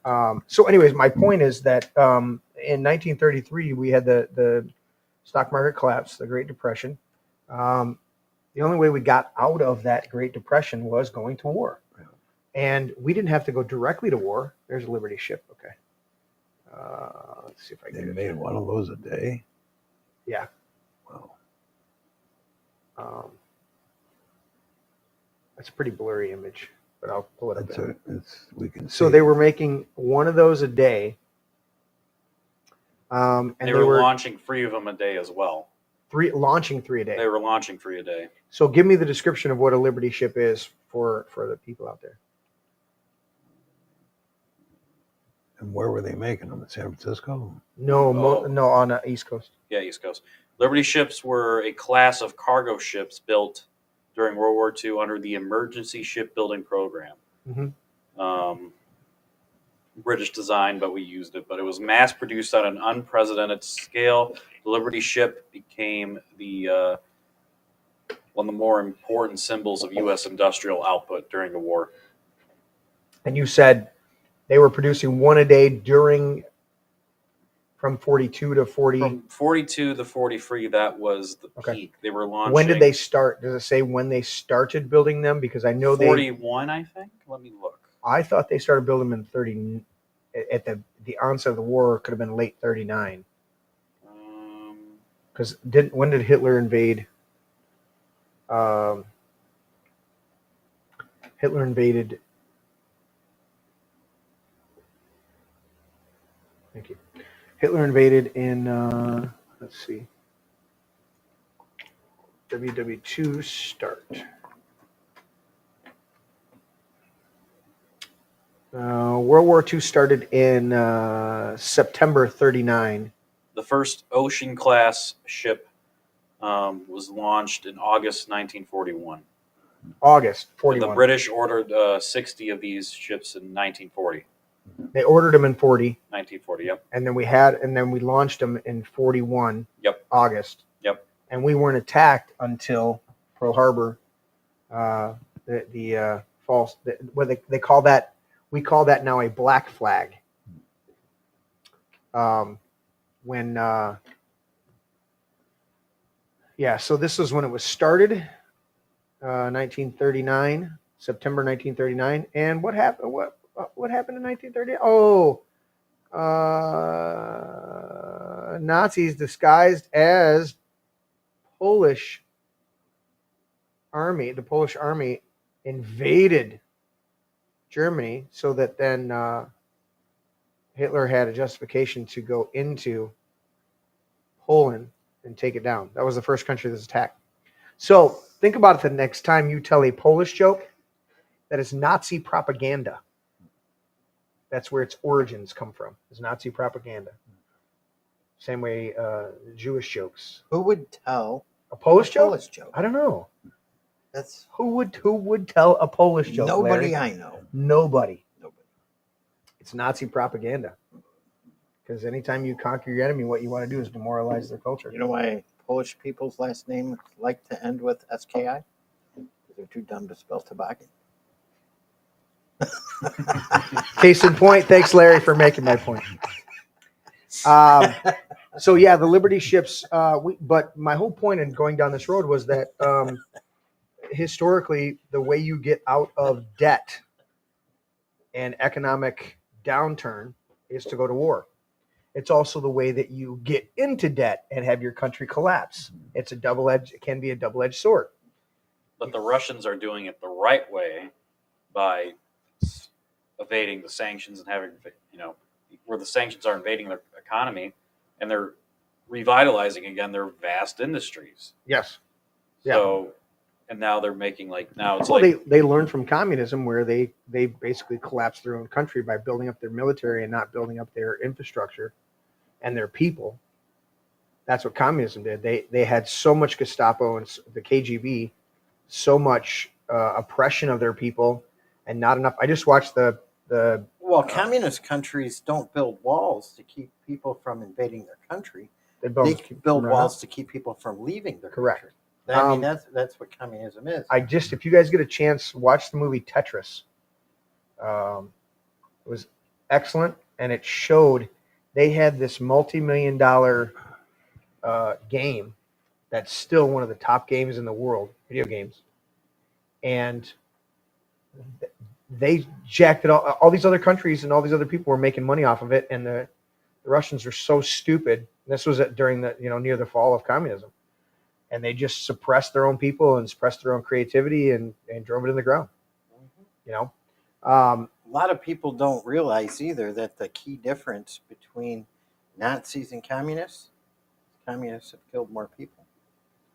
Oh yeah, and the Nazis no matter what you do, they're state run. Whether you're Nazi, whether you're fascist, socialist, or communist, right? It's state run. It's all totalitarianism. Correct. And it's state authority over the people. Correct. And that's why it's the opposite of freedom and liberty. And we're not too far off of that because we've got our crony capitalism. Straight capitalism can be phenomenal, but crony capitalism, where they're in league with government higher ups, the big corporations can work with the government, that's when you lead to fascism, which is that idea, fascism and socialism, where it's right. So socialism would be the government controlling business, where Owning it, actually. owning it. Yeah, socialism is when government owns the means and distribution of goods. Yeah. And fascism arises when you own it, but it's still controlled by the government. That's what fascism is. It's a fine line between fascism and socialism. And crony capitalism right now is when the corporations are the ones that are dictating to the government at higher levels how they operate. Either case, yeah, it is state control of industry. Hitler was huge on state control of all industry. Yeah, rent controls. Hitler was big in rent controls. I mean, you ever heard of the Volkswagen Beetle? Mm-hmm.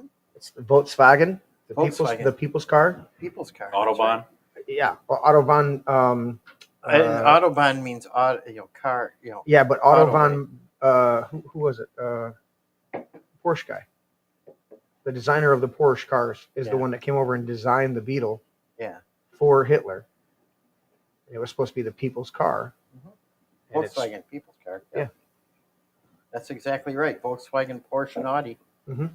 Then they have BMW. Right. Bavarian Motor Works, yeah. So 100% chance of nuclear war. We'll you guys keep your eyes open. We'll keep you more informed as more stuff comes out on that. But when someone of that level comes out and says something, he doesn't say it lightly, and he's not saying it for clickbait. He's saying it because let's pray that doesn't happen. That's what we need. That's why we're getting the word out. Yes, everybody needs to pray to avoid nuclear war, because in nuclear war, nobody wins. Correct. Right. What did was it Einstein? Which I've lost a lot of respect for Einstein nowadays, but he said if the third world war is fought with nuclear weapons, I guarantee the fourth one will be fought with sticks and stones. I don't know what weapons they will fight in the Third World War, but I know that World War IV would be fought with sticks and stones. Is that the direct quote? Yeah. Nice. Thanks, Teddy. That's why you're on the show. All right, let's look at this real quick. And then we're going to go to Larry's lightning round. I want to see this cartoon. Oh, there's the Grand Conspiracy. We like that one. There's a good one right there. Look at that. Oh, DNI treason cam. Look at that. Barack Obama and his big ears. That long-legged Mac Daddy. Yeah, and people need to realize, I kind of shun to the treason word. Yeah. Because it's gonna be a hard one to sell. Yeah. But conspiracy against rights, 18 U.S.C. Chapter 13, Article 241, that's a slam dunk. Yep. Deprivation of rights, that's a slam dunk. Conspiracy against the United States, that's a slam dunk. Yeah. These are big crimes. They're not little, and once you come up with conspiracy, and this is a criminal conspiracy, and you start bringing in the RICO laws. Yeah, you're talking a serious amount of time. The 18 U.S.C. Chapter 13 can carry execution penalty, but it also requires there to be a death for an execution. Right. But as far as the things that they were doing, I mean, why was there not a contempt of court charge? Right. I'm starting to think that the FISA court judges were in on this as well. 100%. Because Just like they should have been mad. Yeah. Because they got Duped. played. They got duped. Yep. Or did they? Were they part of it? They were either part of Because if it. they're part of it, then they weren't duped. Right. So I'm going to look this one up real quick. I wanted to go to the PBS, and I was seeing where I was looking up. I may have had it in the other file. because they thought that they wouldn't get caught. They think they're smarter than everybody. All right, this is the DuckDuckGo's AI assistant, right? Search assistant. Congress has voted to cut nearly $1.1 billion in federal funding for the Corporation for Public Broadcasting, which will significantly impact PBS and its local member stations. I don't understand. Don't they do pledge drives too? They're getting all the government money, but they go do pledge drives. If They it's really traditionally public, do. Yep. yeah. How's that? Is that why Elmo was being very freaking out on Twitter a week ago? He is. Yeah. Why do why should we fund the propaganda bullshit station? Right. Many of these stations struggle to survive without financial support. That's why they do fundraisers, and yet they still are taking a shit ton of government money. And let's see what was the oh, here it is. There it is. 1.1 billion cut from left wing PBS and NPR, and there's Big Bird saying we'll indoctrinate for food. Makes sense. Yeah. They'll indoctrinate for food. Thoughts on this, gentlemen? I am glad to see them defunded. Now, they have in the past run some good stuff. In the past. They Right? have run some good stuff. Sesame Street used to be really good at social commentary and helping people, helping kids. They would do math problems on there. They would do letters. They didn't try to indoctrinate them. They just tried to bring attention to social stuff. And then they just kept going more and more and more and more left. You know, when Mr. Rogers was on there for years, he was all about being a good citizen. Oh, Mr. Rogers?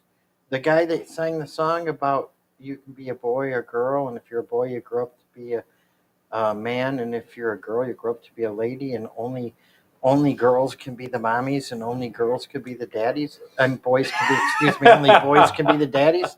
That guy? That racist guy. Well, I think you got it right the first time. They're talking about, boys being the girls being the daddies. Yeah. Right. Yeah. Well, now they are. Or But back boys when- being the mommies. But Mr. Rogers was pretty straightforward as far as his moral message. Yes. So he was a pastor or a clergyman? He was a Not clergyman at one time. Yeah, he was a Presbyterian minister. Yeah. He was a Presbyterian minister. Yeah. Yes, he was. And he was as solid as could be. Yep. It was a good movie, a good portrayal, even though we found out quite a bit of information about Tom Hanks of recent years. It was a good portrayal that they did, the biopic of, I think they called it Mr. Rogers' Will You Be My Neighbor or something like that. They did a movie on Yeah, Mr. it was a Rogers? great biopic, and it starred Tom Hanks. Really? And he actually did a really good job, even though we've come to understand that he's not. Got to separate Yes. the artist from the art. Yes. It's what I think when I ever see like a movie like. Are you alluding to the fact that Tom Hanks is a gigantic communist libtard? Beyond that. Beyond that. There's some very solid not solid speculation, but solid. He hasn't been charged or convicted of being somewhat of a not quite a full blown Kevin Spacey type. No, I haven't heard. But, I haven't heard that, but I often wondered if he was acting in the show Bosom Buddies. Now, see that was a funny show. Come on, you can't do that. That was a good, funny. It was show where two guys just dressed up as women long enough to get into a low rent apartment because they couldn't find housing anywhere else. Right. And then there were guys and dating women and doing all sorts of stuff. Totally different from the drag queen, pedophile, grooming gangs they've got running around nowadays. Their protests are too calm over there. All the shit they got going on. Dude. Well, that's all they have left of their population. That's probably right. Yeah. So Minneapolis celebrates their first Somali captain. So if you don't know, the guy with the microphone is their new captain. Let's see where it is. It doesn't say it in there. You have to look at this. There's Ilhan Omar. She's a piece of shit. But this guy on the other side without the microphone, that's the actor who did his first turn role in Captain Phillips, another Tom Hanks movie. So yeah, the Somalis, they don't share American values, and so they've got a Somali captain in there. So fun stuff for the city of Minneapolis. Lots and lots of crazy shit going on. How do these people get voted in? Because they know, invade the population. how did Whitmer get reelected after COVID? Oh, that was bitch. stolen. Yeah. She did not win that. Yeah. No way. No, she won, and they won a sweep because they fear-mongered about abortion over and over and over back in 22. But they also cheated the fuck out of it. Well, they cheated, yeah, but I mean... Yeah. I was going to go to this one. Oh, here we go. I wanted to go to Late Show, but I got to cover this one, and then we're going to do two more, and then we'll get to Larry's thing. I got to help him out. Did you guys see this? Horrifying. RFK exposes hospital procuring organs from patients despite showing signs of life. Hospitals in the United States have been procuring organs from patients who are still alive, showing signs of life. A horrifying practice, Health and Human Services Secretary Robert F. Kennedy Jr. Says must end. Our finding, do I want to do it? He hates his own voice. Yeah. Our findings show that the hospitals, you know what? I'll just let him say it. Oh, it's not in there. I was hoping it was a video right there. Our findings show that hospitals are allowing organ procurement process to begin when patients are showing sign of life. So here's the thing, and I've said it for years, and I suggest everybody else do it. Do not check the donor donation on the back of your driver's license. No, because they're going to stand there on a line with coolers waiting for you to croak. Yep. And if you don't croak fast enough, they're going to make you croak. Yep. And they're playing on your sympathy, your compassion for other people, thinking, well, if I die, I want them to have my organs anyways. I'm pretty sure your family could still make that decision once you're actually pronounced croaked.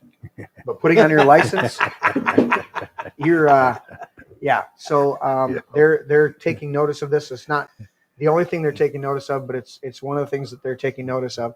The other thing, how many here at the table? Teddy, did you sign your donation? What? Did you check off the donation box on the back of your license? I don't think so. Good man. Larry? No. Patrick? Yeah, No, me neither. not. Fuck that. I didn't get the real ID card either. So that's another story. I'm trying not. I don't know when my license has to be renewed. Yeah. I got mine years ago. I had it, yeah. I got mine years ago. Years ago. Yeah. I can't even tell you how long ago. I think I have to go in the next 2 years, something like that. The next couple of years, I have to go in and do a pic because the picture I have on there is like 6 or 7 years old. Yeah. Because you just renew it. My wife looked at me and said, if you don't get your real ID, you won't be able to fly anymore. I said, I hate flying.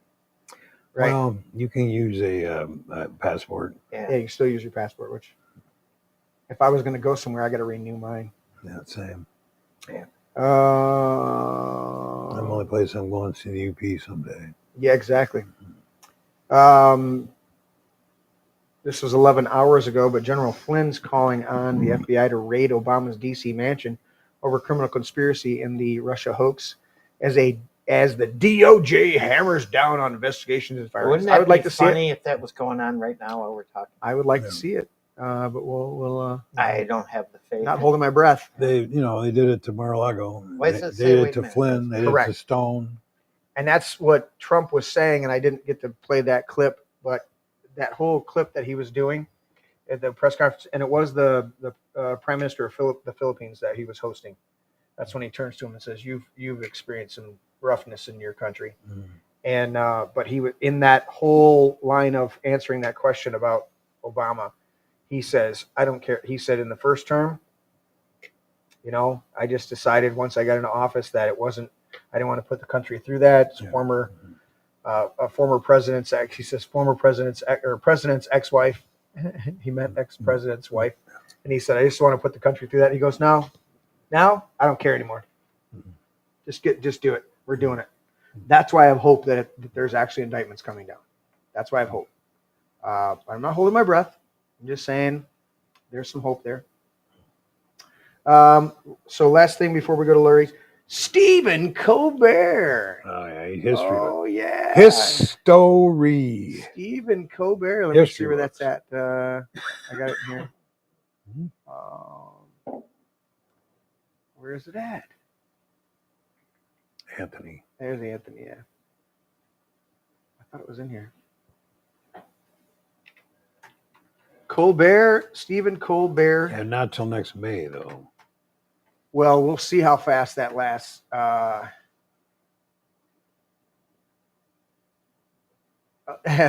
Colbert stays, Trump must go. Well, not according to your ratings there, dipshit.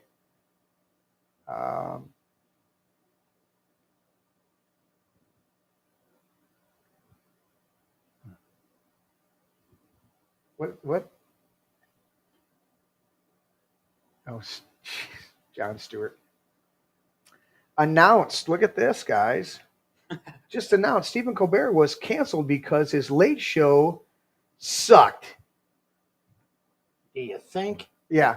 You know what was awesome? They're running Left and right arguments. Yeah, there he is. CBS cancels the Late Show with its insufferable twat, Stephen Colbert. There he is. Get the jab, get the jab, get the jab, get the jab. Yeah. I can't. The worst thing I have ever seen, probably on any cable, was him doing that vaccine dance. You remember that? Yeah, it was horrible. So yeah, Colbert canceled. Stephen Colbert snaps, tells President Trump to go fuck yourself. Yeah, well, now he'll be losing $15 million a year and he can fuck himself. What a loser. Yeah. I absolutely love that Colbert got fired. Oh yeah, that was Trump's. Where was that at? I had it. His talent was less than his ratings. Yeah. I was trying to find that where that True Social was. I thought I saved it in one of these lists here. I do want to talk about that in my rounds. Okay. I thought it was in there. I think it might be. I thought it was either in my X or where.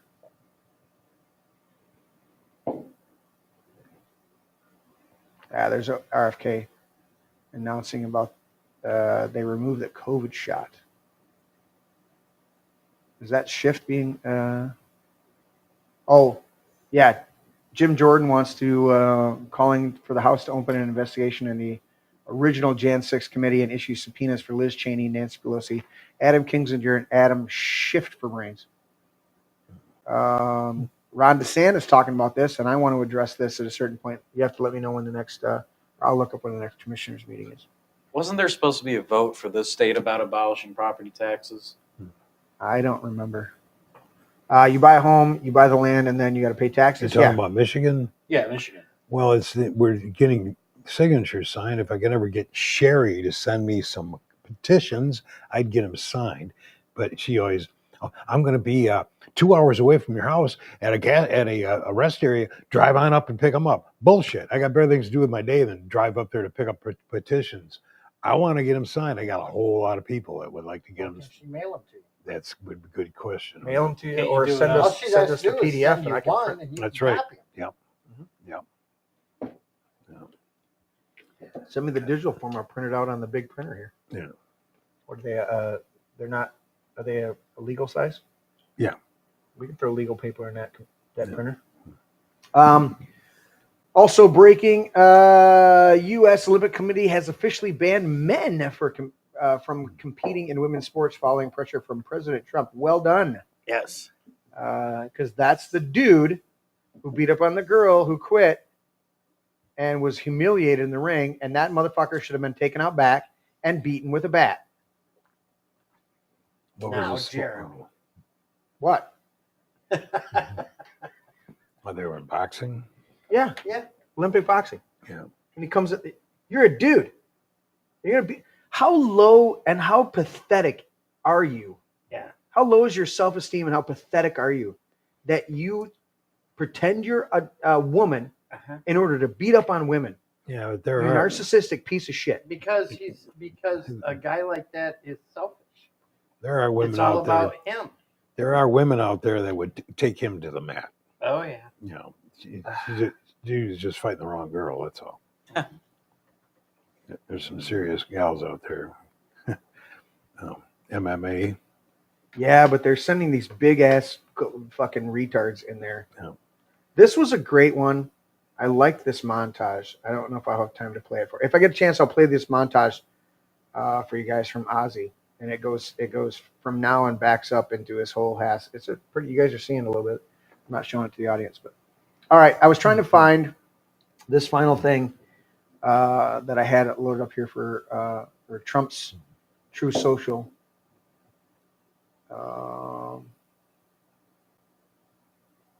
There's more on the Russia hoax. Let's see. But I wanted that Trump had a great one for. She is a pretty girl. Dude. And that wisp of hair. Yes. I'm telling you what, that little bit of gray, she's probably got it done. There's women that comes out natural, you know what I'm saying? Mm-hmm. But do you remember the first time you really took notice of it, Larry? No. The X-Men movies. The X-Men movies? The girl that played Rogue. Yeah. They did her hair like that. She got the wisp of silver hair when she something happened to her with her mutant powers. How old do you think she is? Tulsi? Yeah.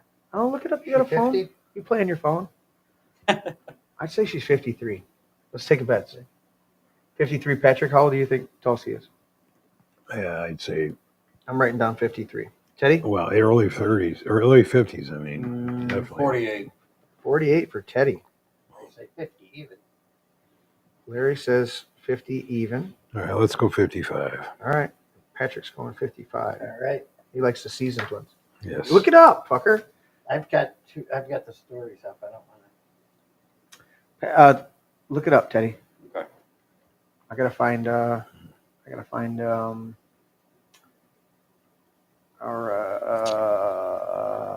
Oh shoot. to. 44.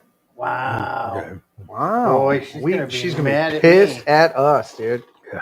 What'd you say, Teddy? 48? Yeah, 48. We all lost because we all went over. Yeah. But, I was going to say 45, but Teddy was the closest. I was giving her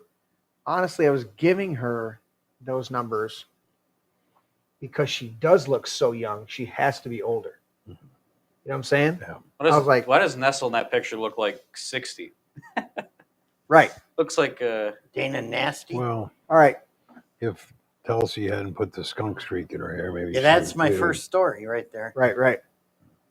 All right, Larry, go. All right. Oh. Really?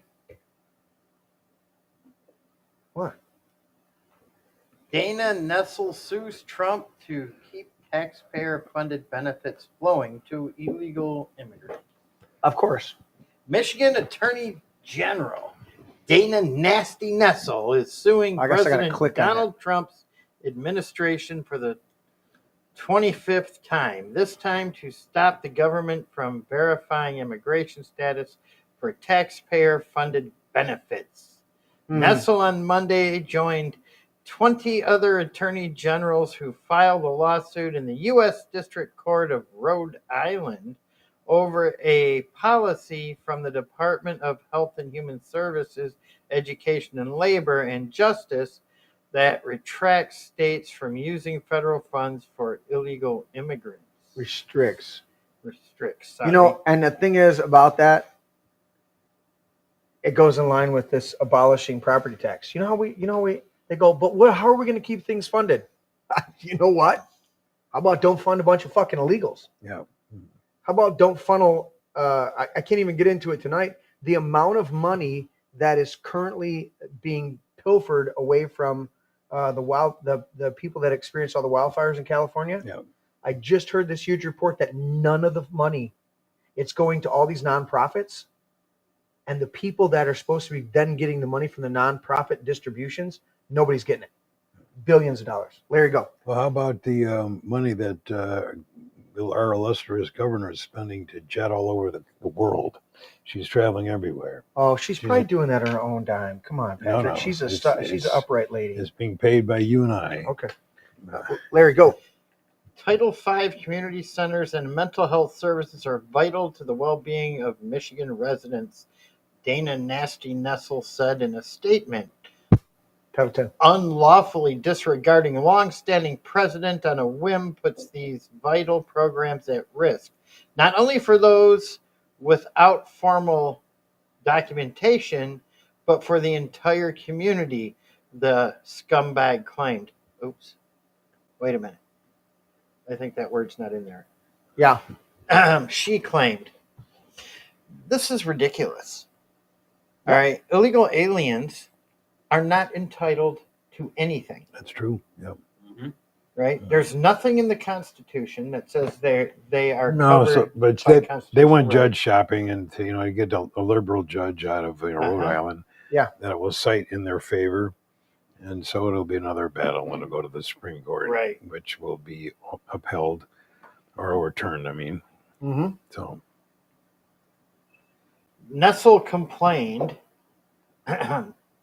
that agencies doling out taxpayer cash must comply with the directive immediately or face a potential loss of funding.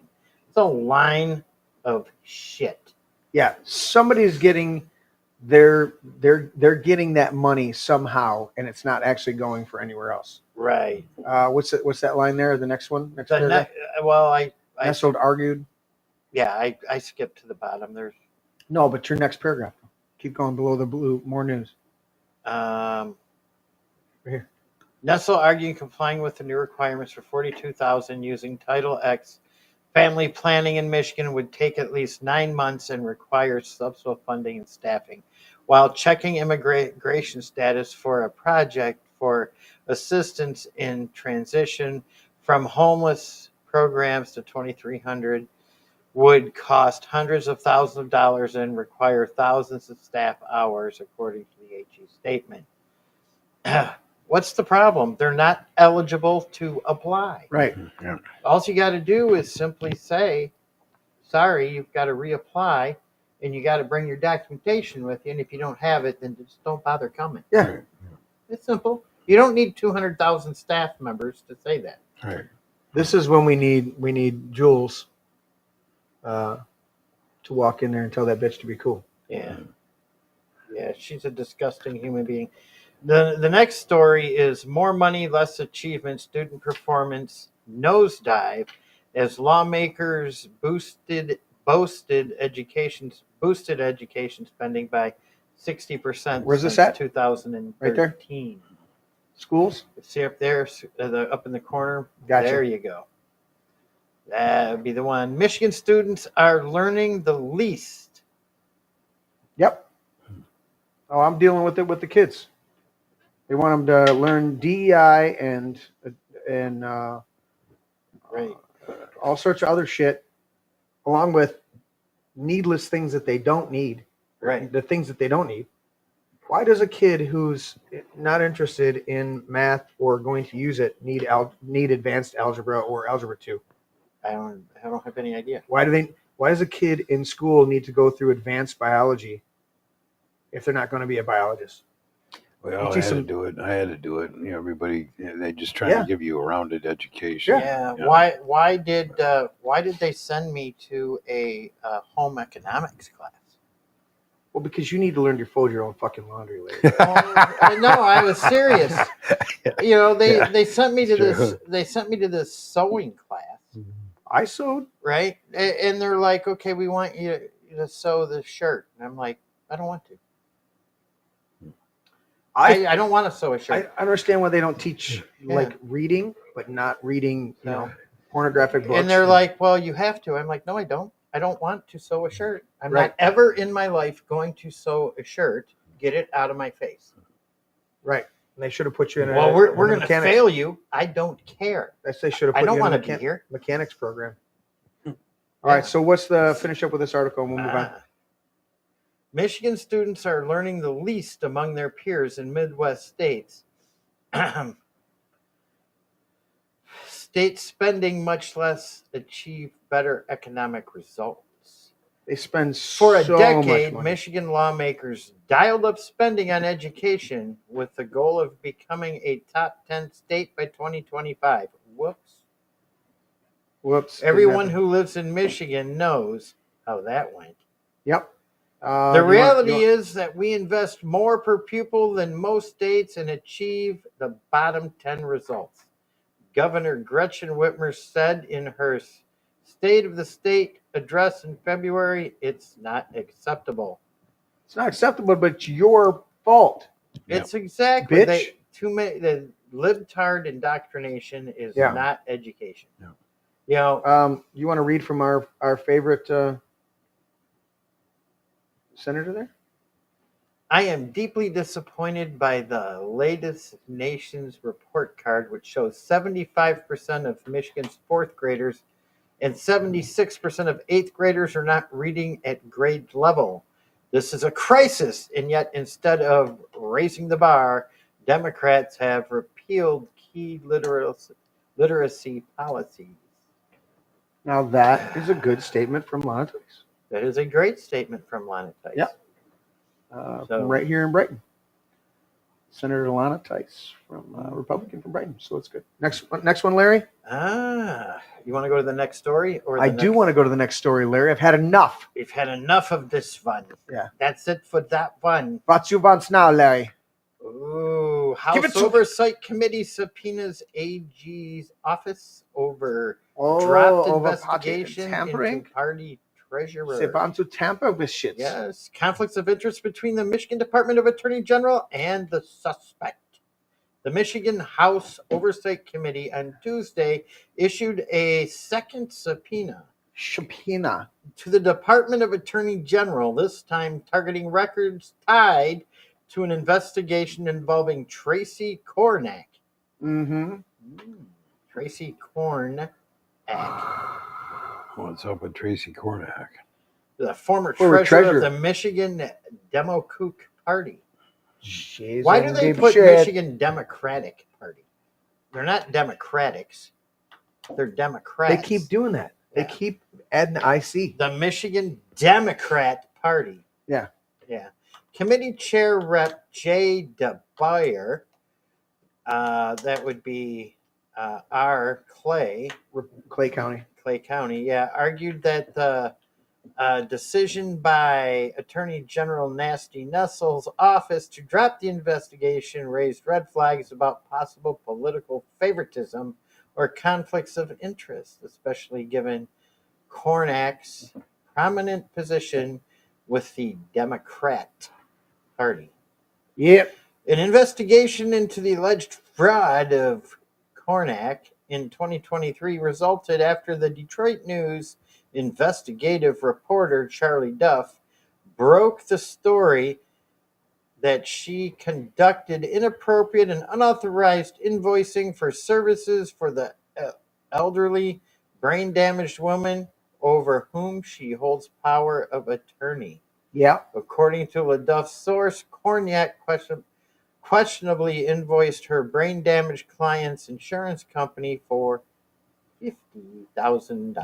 Nothing to see here. Oh, Nothing to see here. nothing to see Nothing here. to see here. Nothing. Show me your papers and move along. Yes. I see nothing. I see nothing. Yeah, because Kornak had served as the head of the Nasty Nestle transition team in 2018, a firewall was established to avert the appearance of impropriety in the Department of Investigations.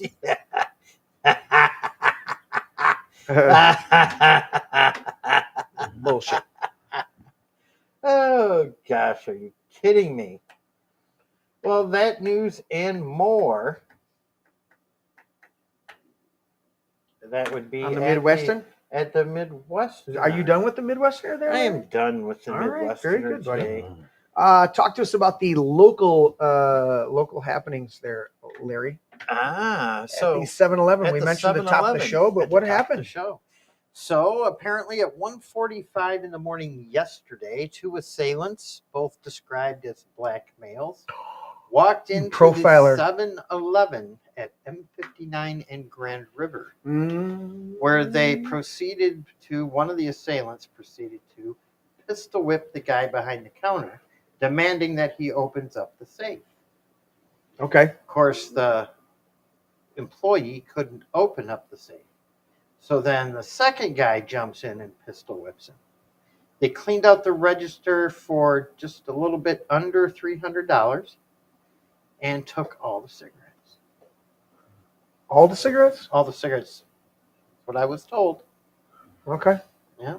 Took all the cigarettes. And we sat on this breaking news, just so you guys know, we sat on this breaking news because we did ask, Larry did ask Sheriff Murphy, and Murphy said to you, how did you find out about this? I haven't even done a press release yet. It happened. We do have sources out there, people. Yes, we do have sources, and I did ask Murphy if I could talk about it tonight on the show, and he said yes. By tomorrow night, you can keep it. Have they done a press release? So they gave a press release this morning. Okay. They did. Yeah. So, and our tipster, which I will not reveal to the public, was dead nuts accurate. Dead nuts accurate. Now, another thing I want to talk about, which is almost local. It's almost? Almost, is actor Jeff Daniels. Now, Jeff Daniels is a Michigan resident. He is from Chelsea, Michigan. Yeah, Lake Kavanaugh. He owns a little theater.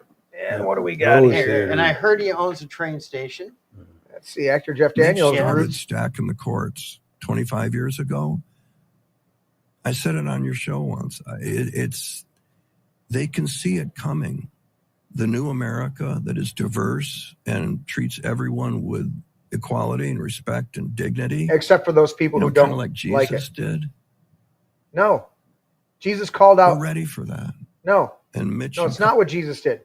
Jesus called out hypocrites, religious leaders, and corrupt politicians constantly. Yes. And he helped people who wanted help, not people who walk around in pretending to be something they're not. That's a hypocrite.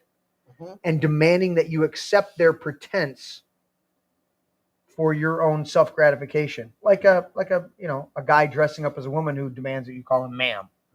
While he's got his Adam's apple sticking out 4 inches out of his throat.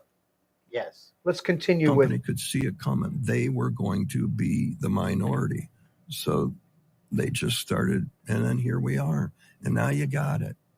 And now you're losing money. I hope you're losing tons of money, those of you who thought this would be okay. My question is, what are you guys going to do about it? Amazing. So he wants amazing. Trump He's hoping supporters we lose tons of money. Tons of money. Okay. Well, you know what?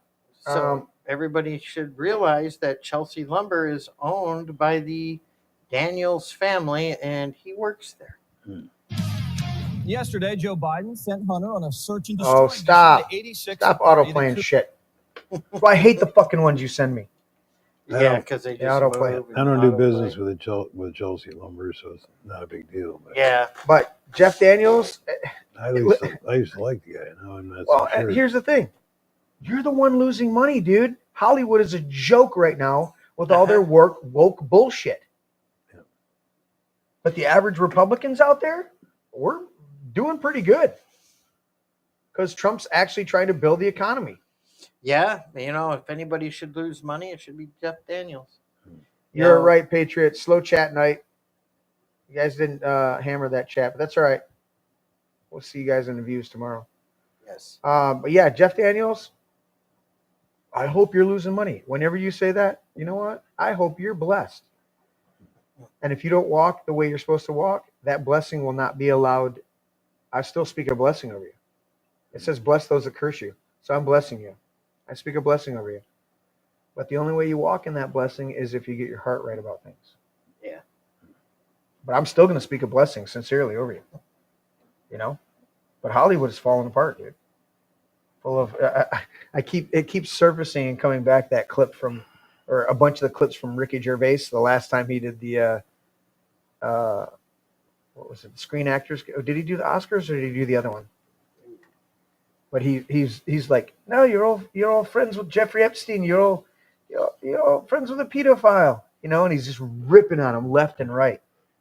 And he's like, no, I don't care. I don't care. It's the last time I'm doing this. I don't care. I'm not trying to make friends with any of you. I don't care. I don't care. P. Diddy. Yeah. No. Yep. Yeah. So there's that. Jeff Daniels being a douche. The local 7-Eleven robbed right here in Howell. I guess we need to let more people know that they weren't armed, but the rest of us are. Mm-hmm. So maybe don't come in here and do that shit. They have any idea as to who the perpetrators are? Probably not. They probably had them on surveillance. These guys might know how to pistol whip somebody, but they don't know how to shut off a fucking recording system. Yeah. I would hope they had their surveillance, their closed circuit recording systems. Larry, have you heard anything on that? What was that? Was the recording system working at the 7-Eleven? Oh, I haven't heard anything about that. Okay. No. Um, I would hope that it was working on the 7-Eleven. I know they haven't caught the suspects yet. Yeah. Unless it's been updated in the last few minutes. Okay. But I could check. You could check. That would be helpful. Mr. Patrick, was there anything that you sent me that we needed to go over? We did Tulsi Gabbard, right? Yeah. And the Department of Justice. Oh, you pointed out the self-driving trucks. Was that something you wanted to do? Yeah, I sent that to you and I sent it to Larry because, it's another. Because Larry's a truck driver. Yes. And it's another, ploy to, automate jobs and do away with people that actually can stop a truck if somebody steps out in front of it. Now, they say they have the safety mechanisms in place, but, how well do they work? Mhm. And do I really want to be on the road next to a truck that's got nobody in it? Right. Rolling down the road when you've got a few thousand pounds behind that thing. Yeah. So. The hell's that? Breaking. This is breaking earlier. Beto O'Rourke, this was breaking yesterday, says the Democrats have to be absolutely ruthless about getting back into power. What have they been the last 8 years specifically with Donald Trump? Is that what you mean by ruthless? Because you're a psychopathic piece of shit. Match fire with fire. I think Democrats in the past too often have been more concerned with being right than being in power. And we've seen Republicans only care about being in power regardless of what is right. So you support the Newsom effort because California right now has an independent commission that does districts in as fair a way as possible and Bullshit. as possible. Bullshit. They don't do districts that way. They figured out how to get as many votes as they could until they stole 4 House seats in California. If they had counted on the night and called it, there's 4 seats that are Republican seats in California. But they kept it going and kept it going and kept it going and kept it going until they got enough votes somehow. It took like a whole month for all California's votes to be counted. Correct, because they were manufacturing that shit. I sent you a picture that. Oh shit, Larry's sending me pictures. What is this, Larry? Oh. Okay. So there's the perps. The perps there. Those on, The perpetrators. I'd like to find out exactly where they came from and what they were doing. That camera is not well placed at all. Well, they might have other ones that they haven't released because they're still looking for them. Yeah. That have the more, I do, but I don't understand crime. I do. I don't understand the But I don't guy that owns that place that says, no, you cannot be armed. If I had to work at that gas station at night, Yeah. I guarantee you I'm going to be armed. Me too. How about this? Regardless of what my boss said, he can go F himself. Yes. How about this? Just put up a fucking sign that says 24-hour surveillance, cameras on, and our staff Is armed. is armed. Yep. You don't even have to be armed. Put that up there. criminal's going to see that and go, do I want to risk it? No. I'll go to the store down the street. Did your mic turn off? Yes, it did, because you didn't hear me coughing. I didn't hear you coughing. Thank you, Larry. Saved my ears, man. All right, let's do final thoughts, gentlemen. We've reached that time in the show. It was a slow chat night. I'm disappointed with you guys out there, but that's all right. We'll be all right. We still love you. Well, my final thought is that it's nice that we're finally getting some truth. We knew the truth would finally come out. It always does. Yeah. They have had a tendency in the past to hide these things. However, at this point, it's coming out. But the big question is, and we've covered that here this evening, is will anything come of it? That's the Because key. unless something comes of it, We're gonna be these pretty people are fucking going to pissed. feel emboldened, and they'll do it again. Yeah. And do we really want to live in that kind of society where there is a two-tiered legal system and these guys get away with all kinds of murder Mm-hmm. and we're called out on the stupidest damn things. Mhm. So, heads need to roll. That's the bottom line. A wise man once said, skeletons don't like staying in closets. Yeah, that's true. Yeah.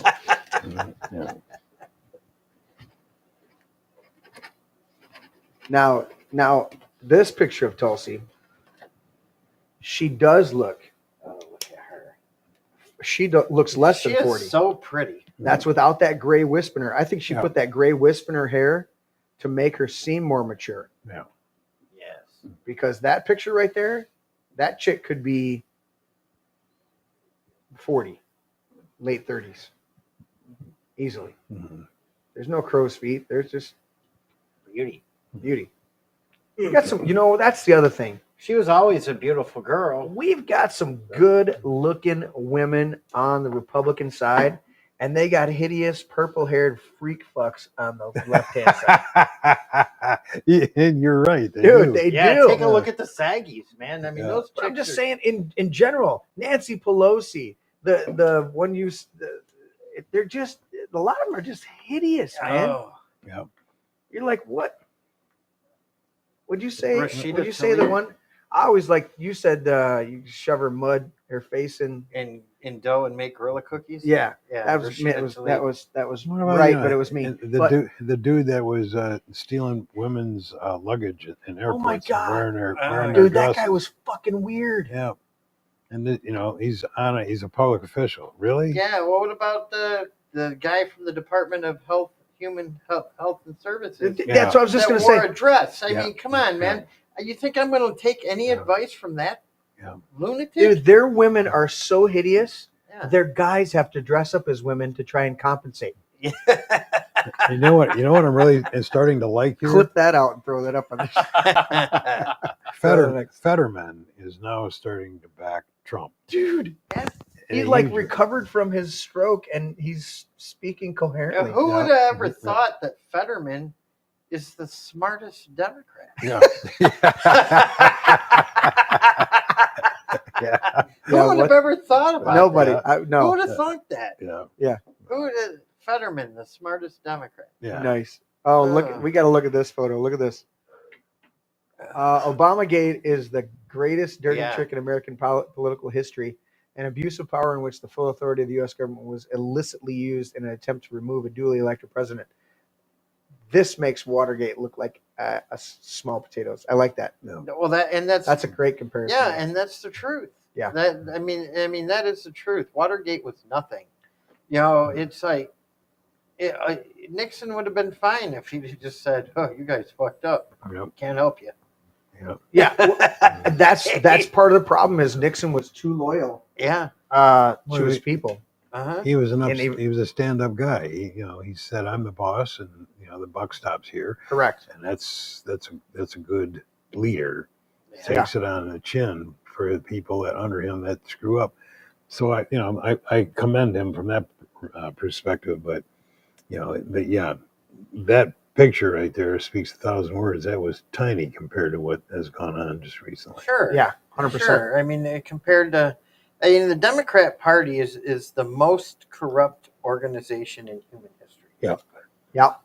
It's nothing. It's the federal mafia. It's organized crime. Mm-hmm. It's what the Democrat Party is, and if you don't join them, they come after you. Yep. And they will stop. They have shown that they will stop at nothing. Yep. So look at the fake charges against Donald Trump. There is no chance that those 34 felonies, and people need to understand, what they accused him of doing, right, is mislabeling a financial record, just mislabeling it. Yeah. Which is a misdemeanor. So what do? They turn them into felonies, and then they deny witnesses, because they were saying one of the key witnesses that they denied was a guy from the Federal Election Commission that was going to testify that the Stormy Daniels money, what do you want to call it? Was it a payoff or hush money? Hush money was not a campaign donation. Right, which would have sunk their case. Right. So they wouldn't allow the witness. Right. But there's so many, I've seen so many legal scholars talking about this, coming up with 4 or even 5 reversible errors in this case. There's literally no chance that this case is going to survive the appeals process. That doesn't mean that it's not gonna go before a liberal judge and get booted up the chain of courts. Right. It might, but it's never going to withstand the scrutiny of the Supreme Court of the United States. Never. Did you finish your final thought, Patrick? I did. Okay. Before you go to that, Larry, here's something from Crowder. From Stephen Crowder. So last night, Stephen Colbert made some I say risque, but funny observations regarding Melania Trump. Melania Trump made a real statement with her look. That statement, I am Carmen Sandiego. That's the first reaction. Obviously, but it's not entirely fair. She also looks like the guy from Spy versus Spy. Yeah, look, not bad. But again, this was taken from off-the-cuff observations from somewhere else yesterday, about 12 hours earlier. I don't, tool man. A lot of traditions underway. Don't know if you know this. People are there. Everyone wants to be seen. Who are they wearing? Melania Trump today, wearing Carmen Sandiego. So she is. Yep. Oh, there it is. Carmen Sandiego. Melania looks like she's about to be put away on a technical tax evasion.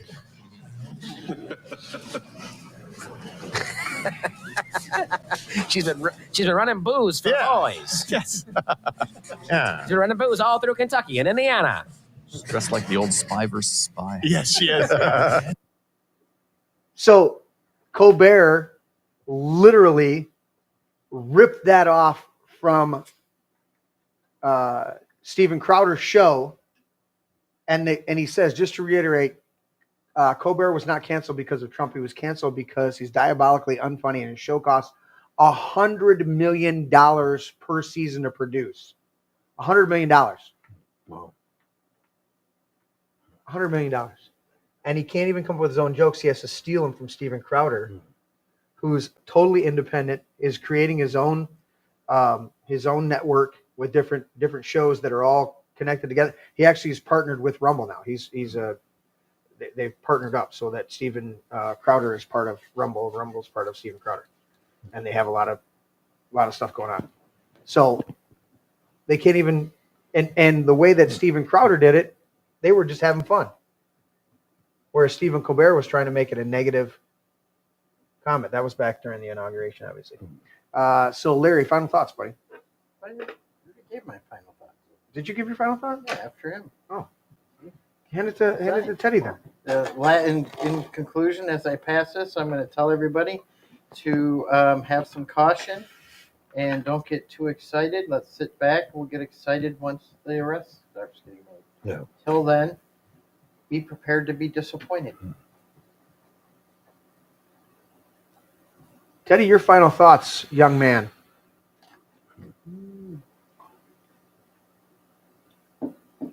I'm just going to say a quote from, I'd say it, but it's a pretty good quote. It's from Lenin. There are decades where nothing happens, but there are weeks where decades happen. Yep. Pretty good quote, buddy. Don't think anything will happen. I think we're in the middle of what I would like to call the great betrayal, great disappointment with how everything has been the last few months. Maybe I could be wrong. Maybe Obama will be hot. Maybe nuclear war will happen within a year, or maybe we'll all be here a year from now and Obama will be in jail, or Clapper or Brennan, whoever. But I just seeing how the system has worked and how this administration has worked. They're going to be So last night, Stephen Colbert made some quite Stupid thing. Yeah, that's all. Oh, they got to bust Floyd now? Floyd. Why all of a sudden? Okay, there we go. Yeah. They took down. It's stupid. Was he a heroin addict? Fentanyl. Fentanyl. Yep. I want to be honest with you. The question: should Trump remove the George Floyd monuments? Hell yeah, dude. He was a fentanyl addict that put a cop in jail who did everything he could to help the guy and still got framed for it. It's bullshit. Bullshit. What did I say? How did I say it? Bullshit. Yeah. There it is. So my final thoughts tonight. I'll give me an overhead shot there. Boop. And then back to me. And my final thoughts tonight are, listen, we've seen what's going on. There's a lot of treason. I agree with my compadres here at the table. There's treason at the top. There's always been treason at the top. There's always been huge piles of bullshit. So I think that it's time for things to actually happen. I think that's my final thought is we need to have things happen on the upper level. Trump needs to actually have his DOJ prosecute legitimate prosecutions and get rid of this two-tiered justice system. We need to hold people accountable. Nancy Pelosi needs to be prosecuted for her engineering of January 6th and for several thousand people going to prison needlessly that Trump should not have even needed to pardon, though thankfully he did. We need to have our government servants held accountable by the people. I almost long for days of the people revolting and getting the pitchforks out again. Almost.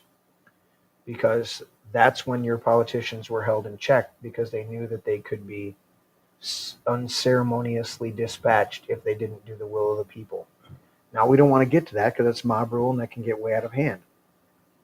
But I will tell you that people are, what's some of the t-shirts say, some of the hats, we the people are fed up. We the people are pissed off. We the people are not going to take it anymore.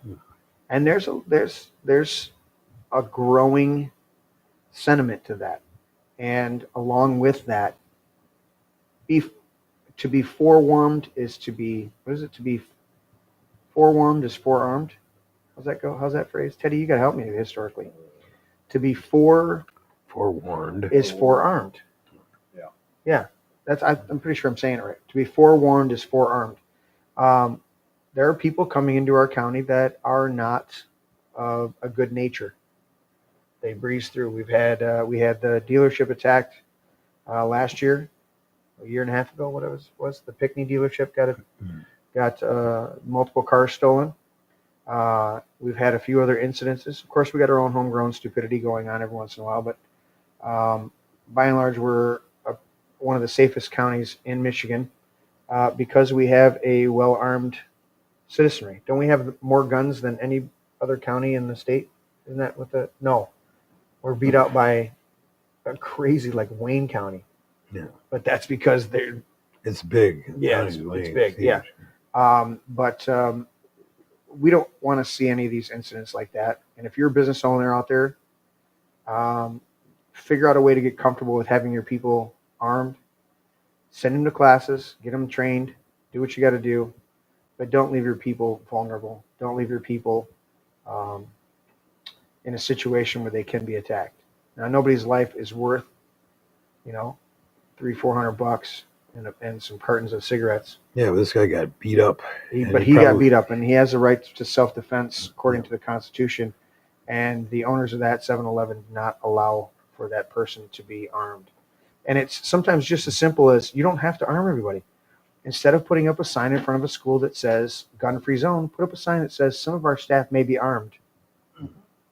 If you have ill intent, enter at your own risk. Yep. That's simple. Yep. That's a simple deterrent.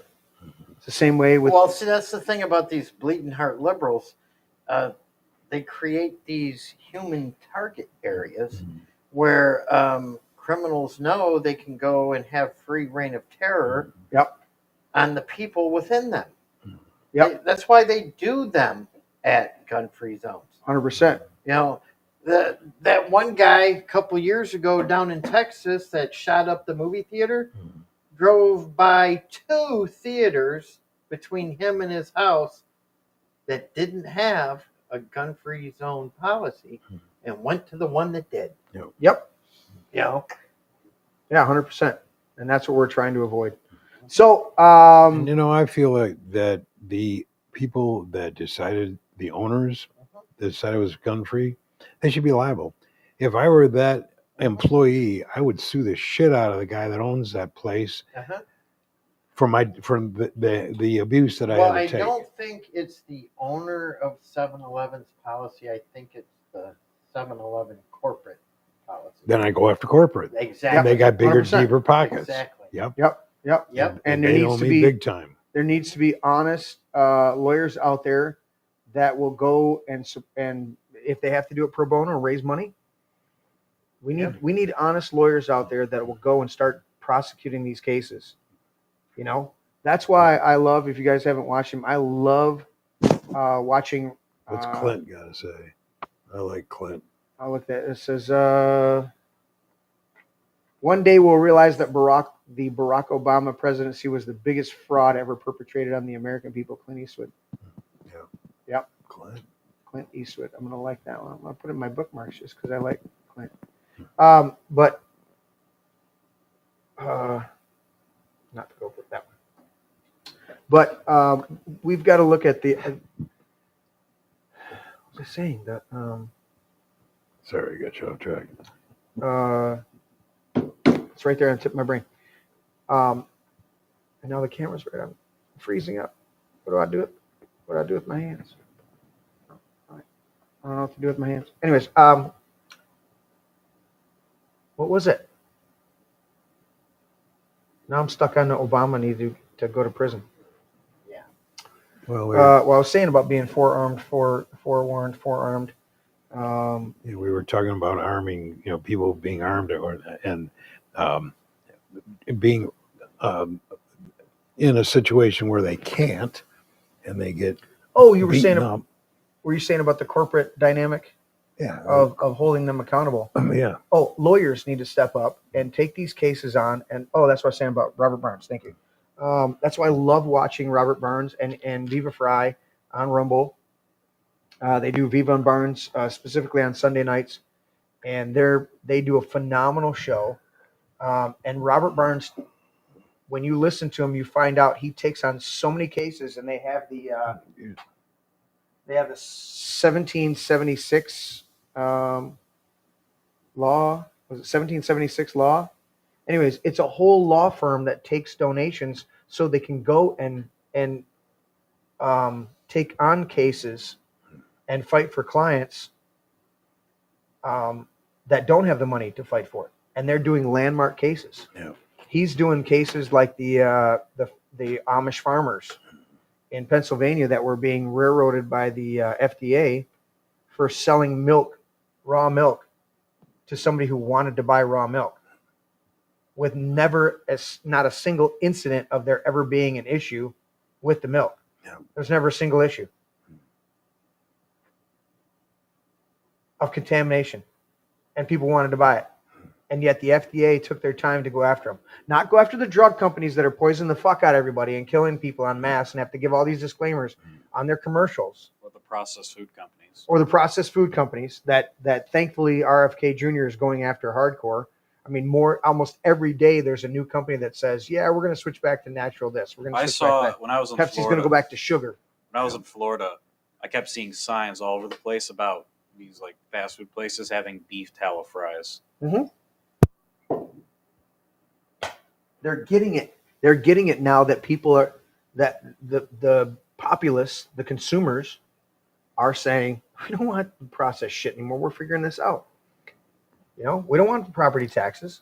We don't want the seed oils. We don't want the artificial colors and flavors. We don't want the processed food shit that's actually got plastics in it. We don't want this stuff.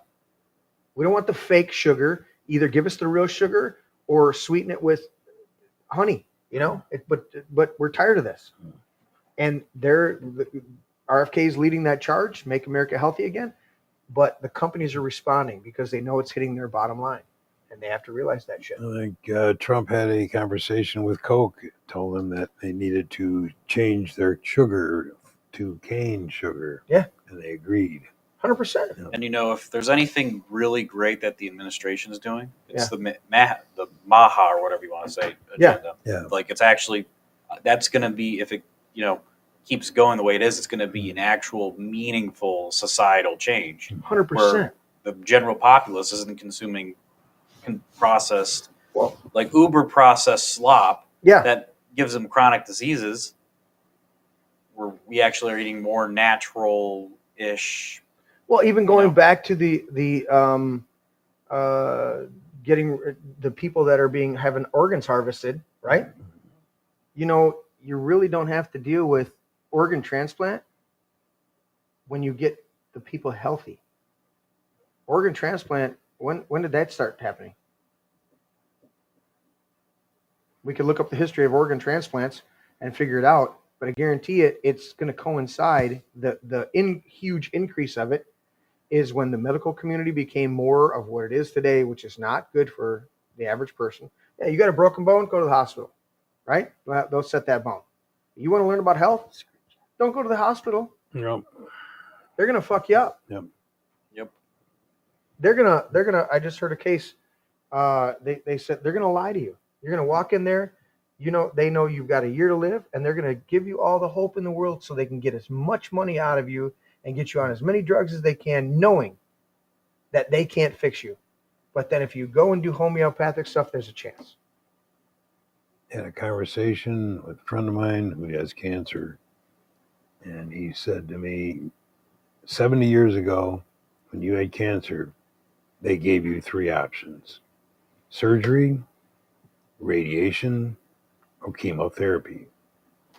Billions and billions of dollars spent on research later, 70 years later. What do they offer you? 3 options: surgery, radiation, and chemotherapy. Yep. What the hell? And why? Yeah. No. Yeah. All of the, look at every single program is like that. Mm-hmm. Diabetes, high blood pressure, heart disease, all this stuff. None of those have changed. No. They're exactly where they're worse No. than what they were, and we poured billions into it. No. We spend more on healthcare than like the next 30 countries combined. Yeah. And we've got the sickest people. Sickest people, yeah. Yeah. Yeah.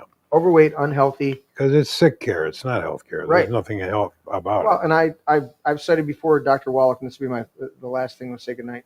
Dr. Wallach, Dr. Joe Wallach, the only person successfully to sue the FDA and win multiple times. But he started out as a veterinarian and wondered why they were giving, as a kid, wondered why his dad as a farmer were giving the animals all these supplements to make them healthy. And he said, why aren't we taking these? And then he became a veterinarian, licensed veterinarian, and it was all about the nutrition and supplements and all this other stuff for the animals, and they were healthy. And then he moved over into pathology, human pathology, and he said they would send me 30,000. 30,000? Yeah, that seems high, but he had a team. Kidneys that had been removed during transplants because they quote unquote, said they wanted to know why these kidneys had failed, why they were bad. And he said, every single kidney that I got was healthy. It was other parts of the body that had broken down. And he said, I learned that if they would have just been given the right nutrition, there was nothing wrong with the kidneys in and of themselves. It was the other parts of the body. Nothing wrong with your heart if your artery's clogged. That's not the heart, that's your artery. Yeah. You know? He said, well, we're doing all this damage. And he learned a lot. If you get a chance, his book is called Dead Doctors Don't Lie. And they sued him over that book because he said that on average, doctors only live to be 56 years old. And they sued him because the average doctor only lives to be 54. So he gave them 2 extra years, and they sued him over it for misinformation. And he gladly conceded, oh, yeah, you're the medical community, and you have one of the shortest lifespans. Psychiatry is shorter than that out of any major. Well, you know, for the medical profession, the clinicians, any hospital you go to, they've got a glassed-in room on the back of the place, and that's their smoking lounge. And that place is just tar covered, and there is more people in there than the lunchroom. And the stress that these guys deal with, it's because they're not given tools, and they don't know that they could be healers. Yeah. Not just drug pushers and scalpel holders. No. And so it's got to eat at your soul at a certain point, you know? Yeah. All right, guys. Like, share, and subscribe. Do all that stuff. You guys catching us tomorrow. A lot of you guys catch us tomorrow. Do all that stuff. Appreciate everybody out there. Tell a friend. Tune into the show. We just like to have fun on the show and have a conversation. We'll catch you guys next time. Later on.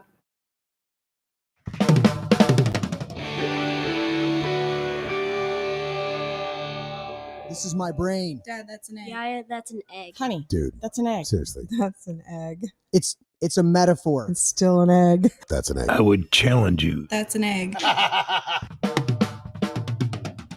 I know my brain is not actually an egg, okay? It's a metaphor. Metaphor or not, that's not your brain. It's just an egg. Una cerveza para mí. My egg is my brain. Can I at least have some bacon, maybe some sausage with that egg, though? Oh, I want some bacon. I want crepes. Have some bacon and pancakes with that egg. I'll take it with cheese. Extra large brown cage-free eggs.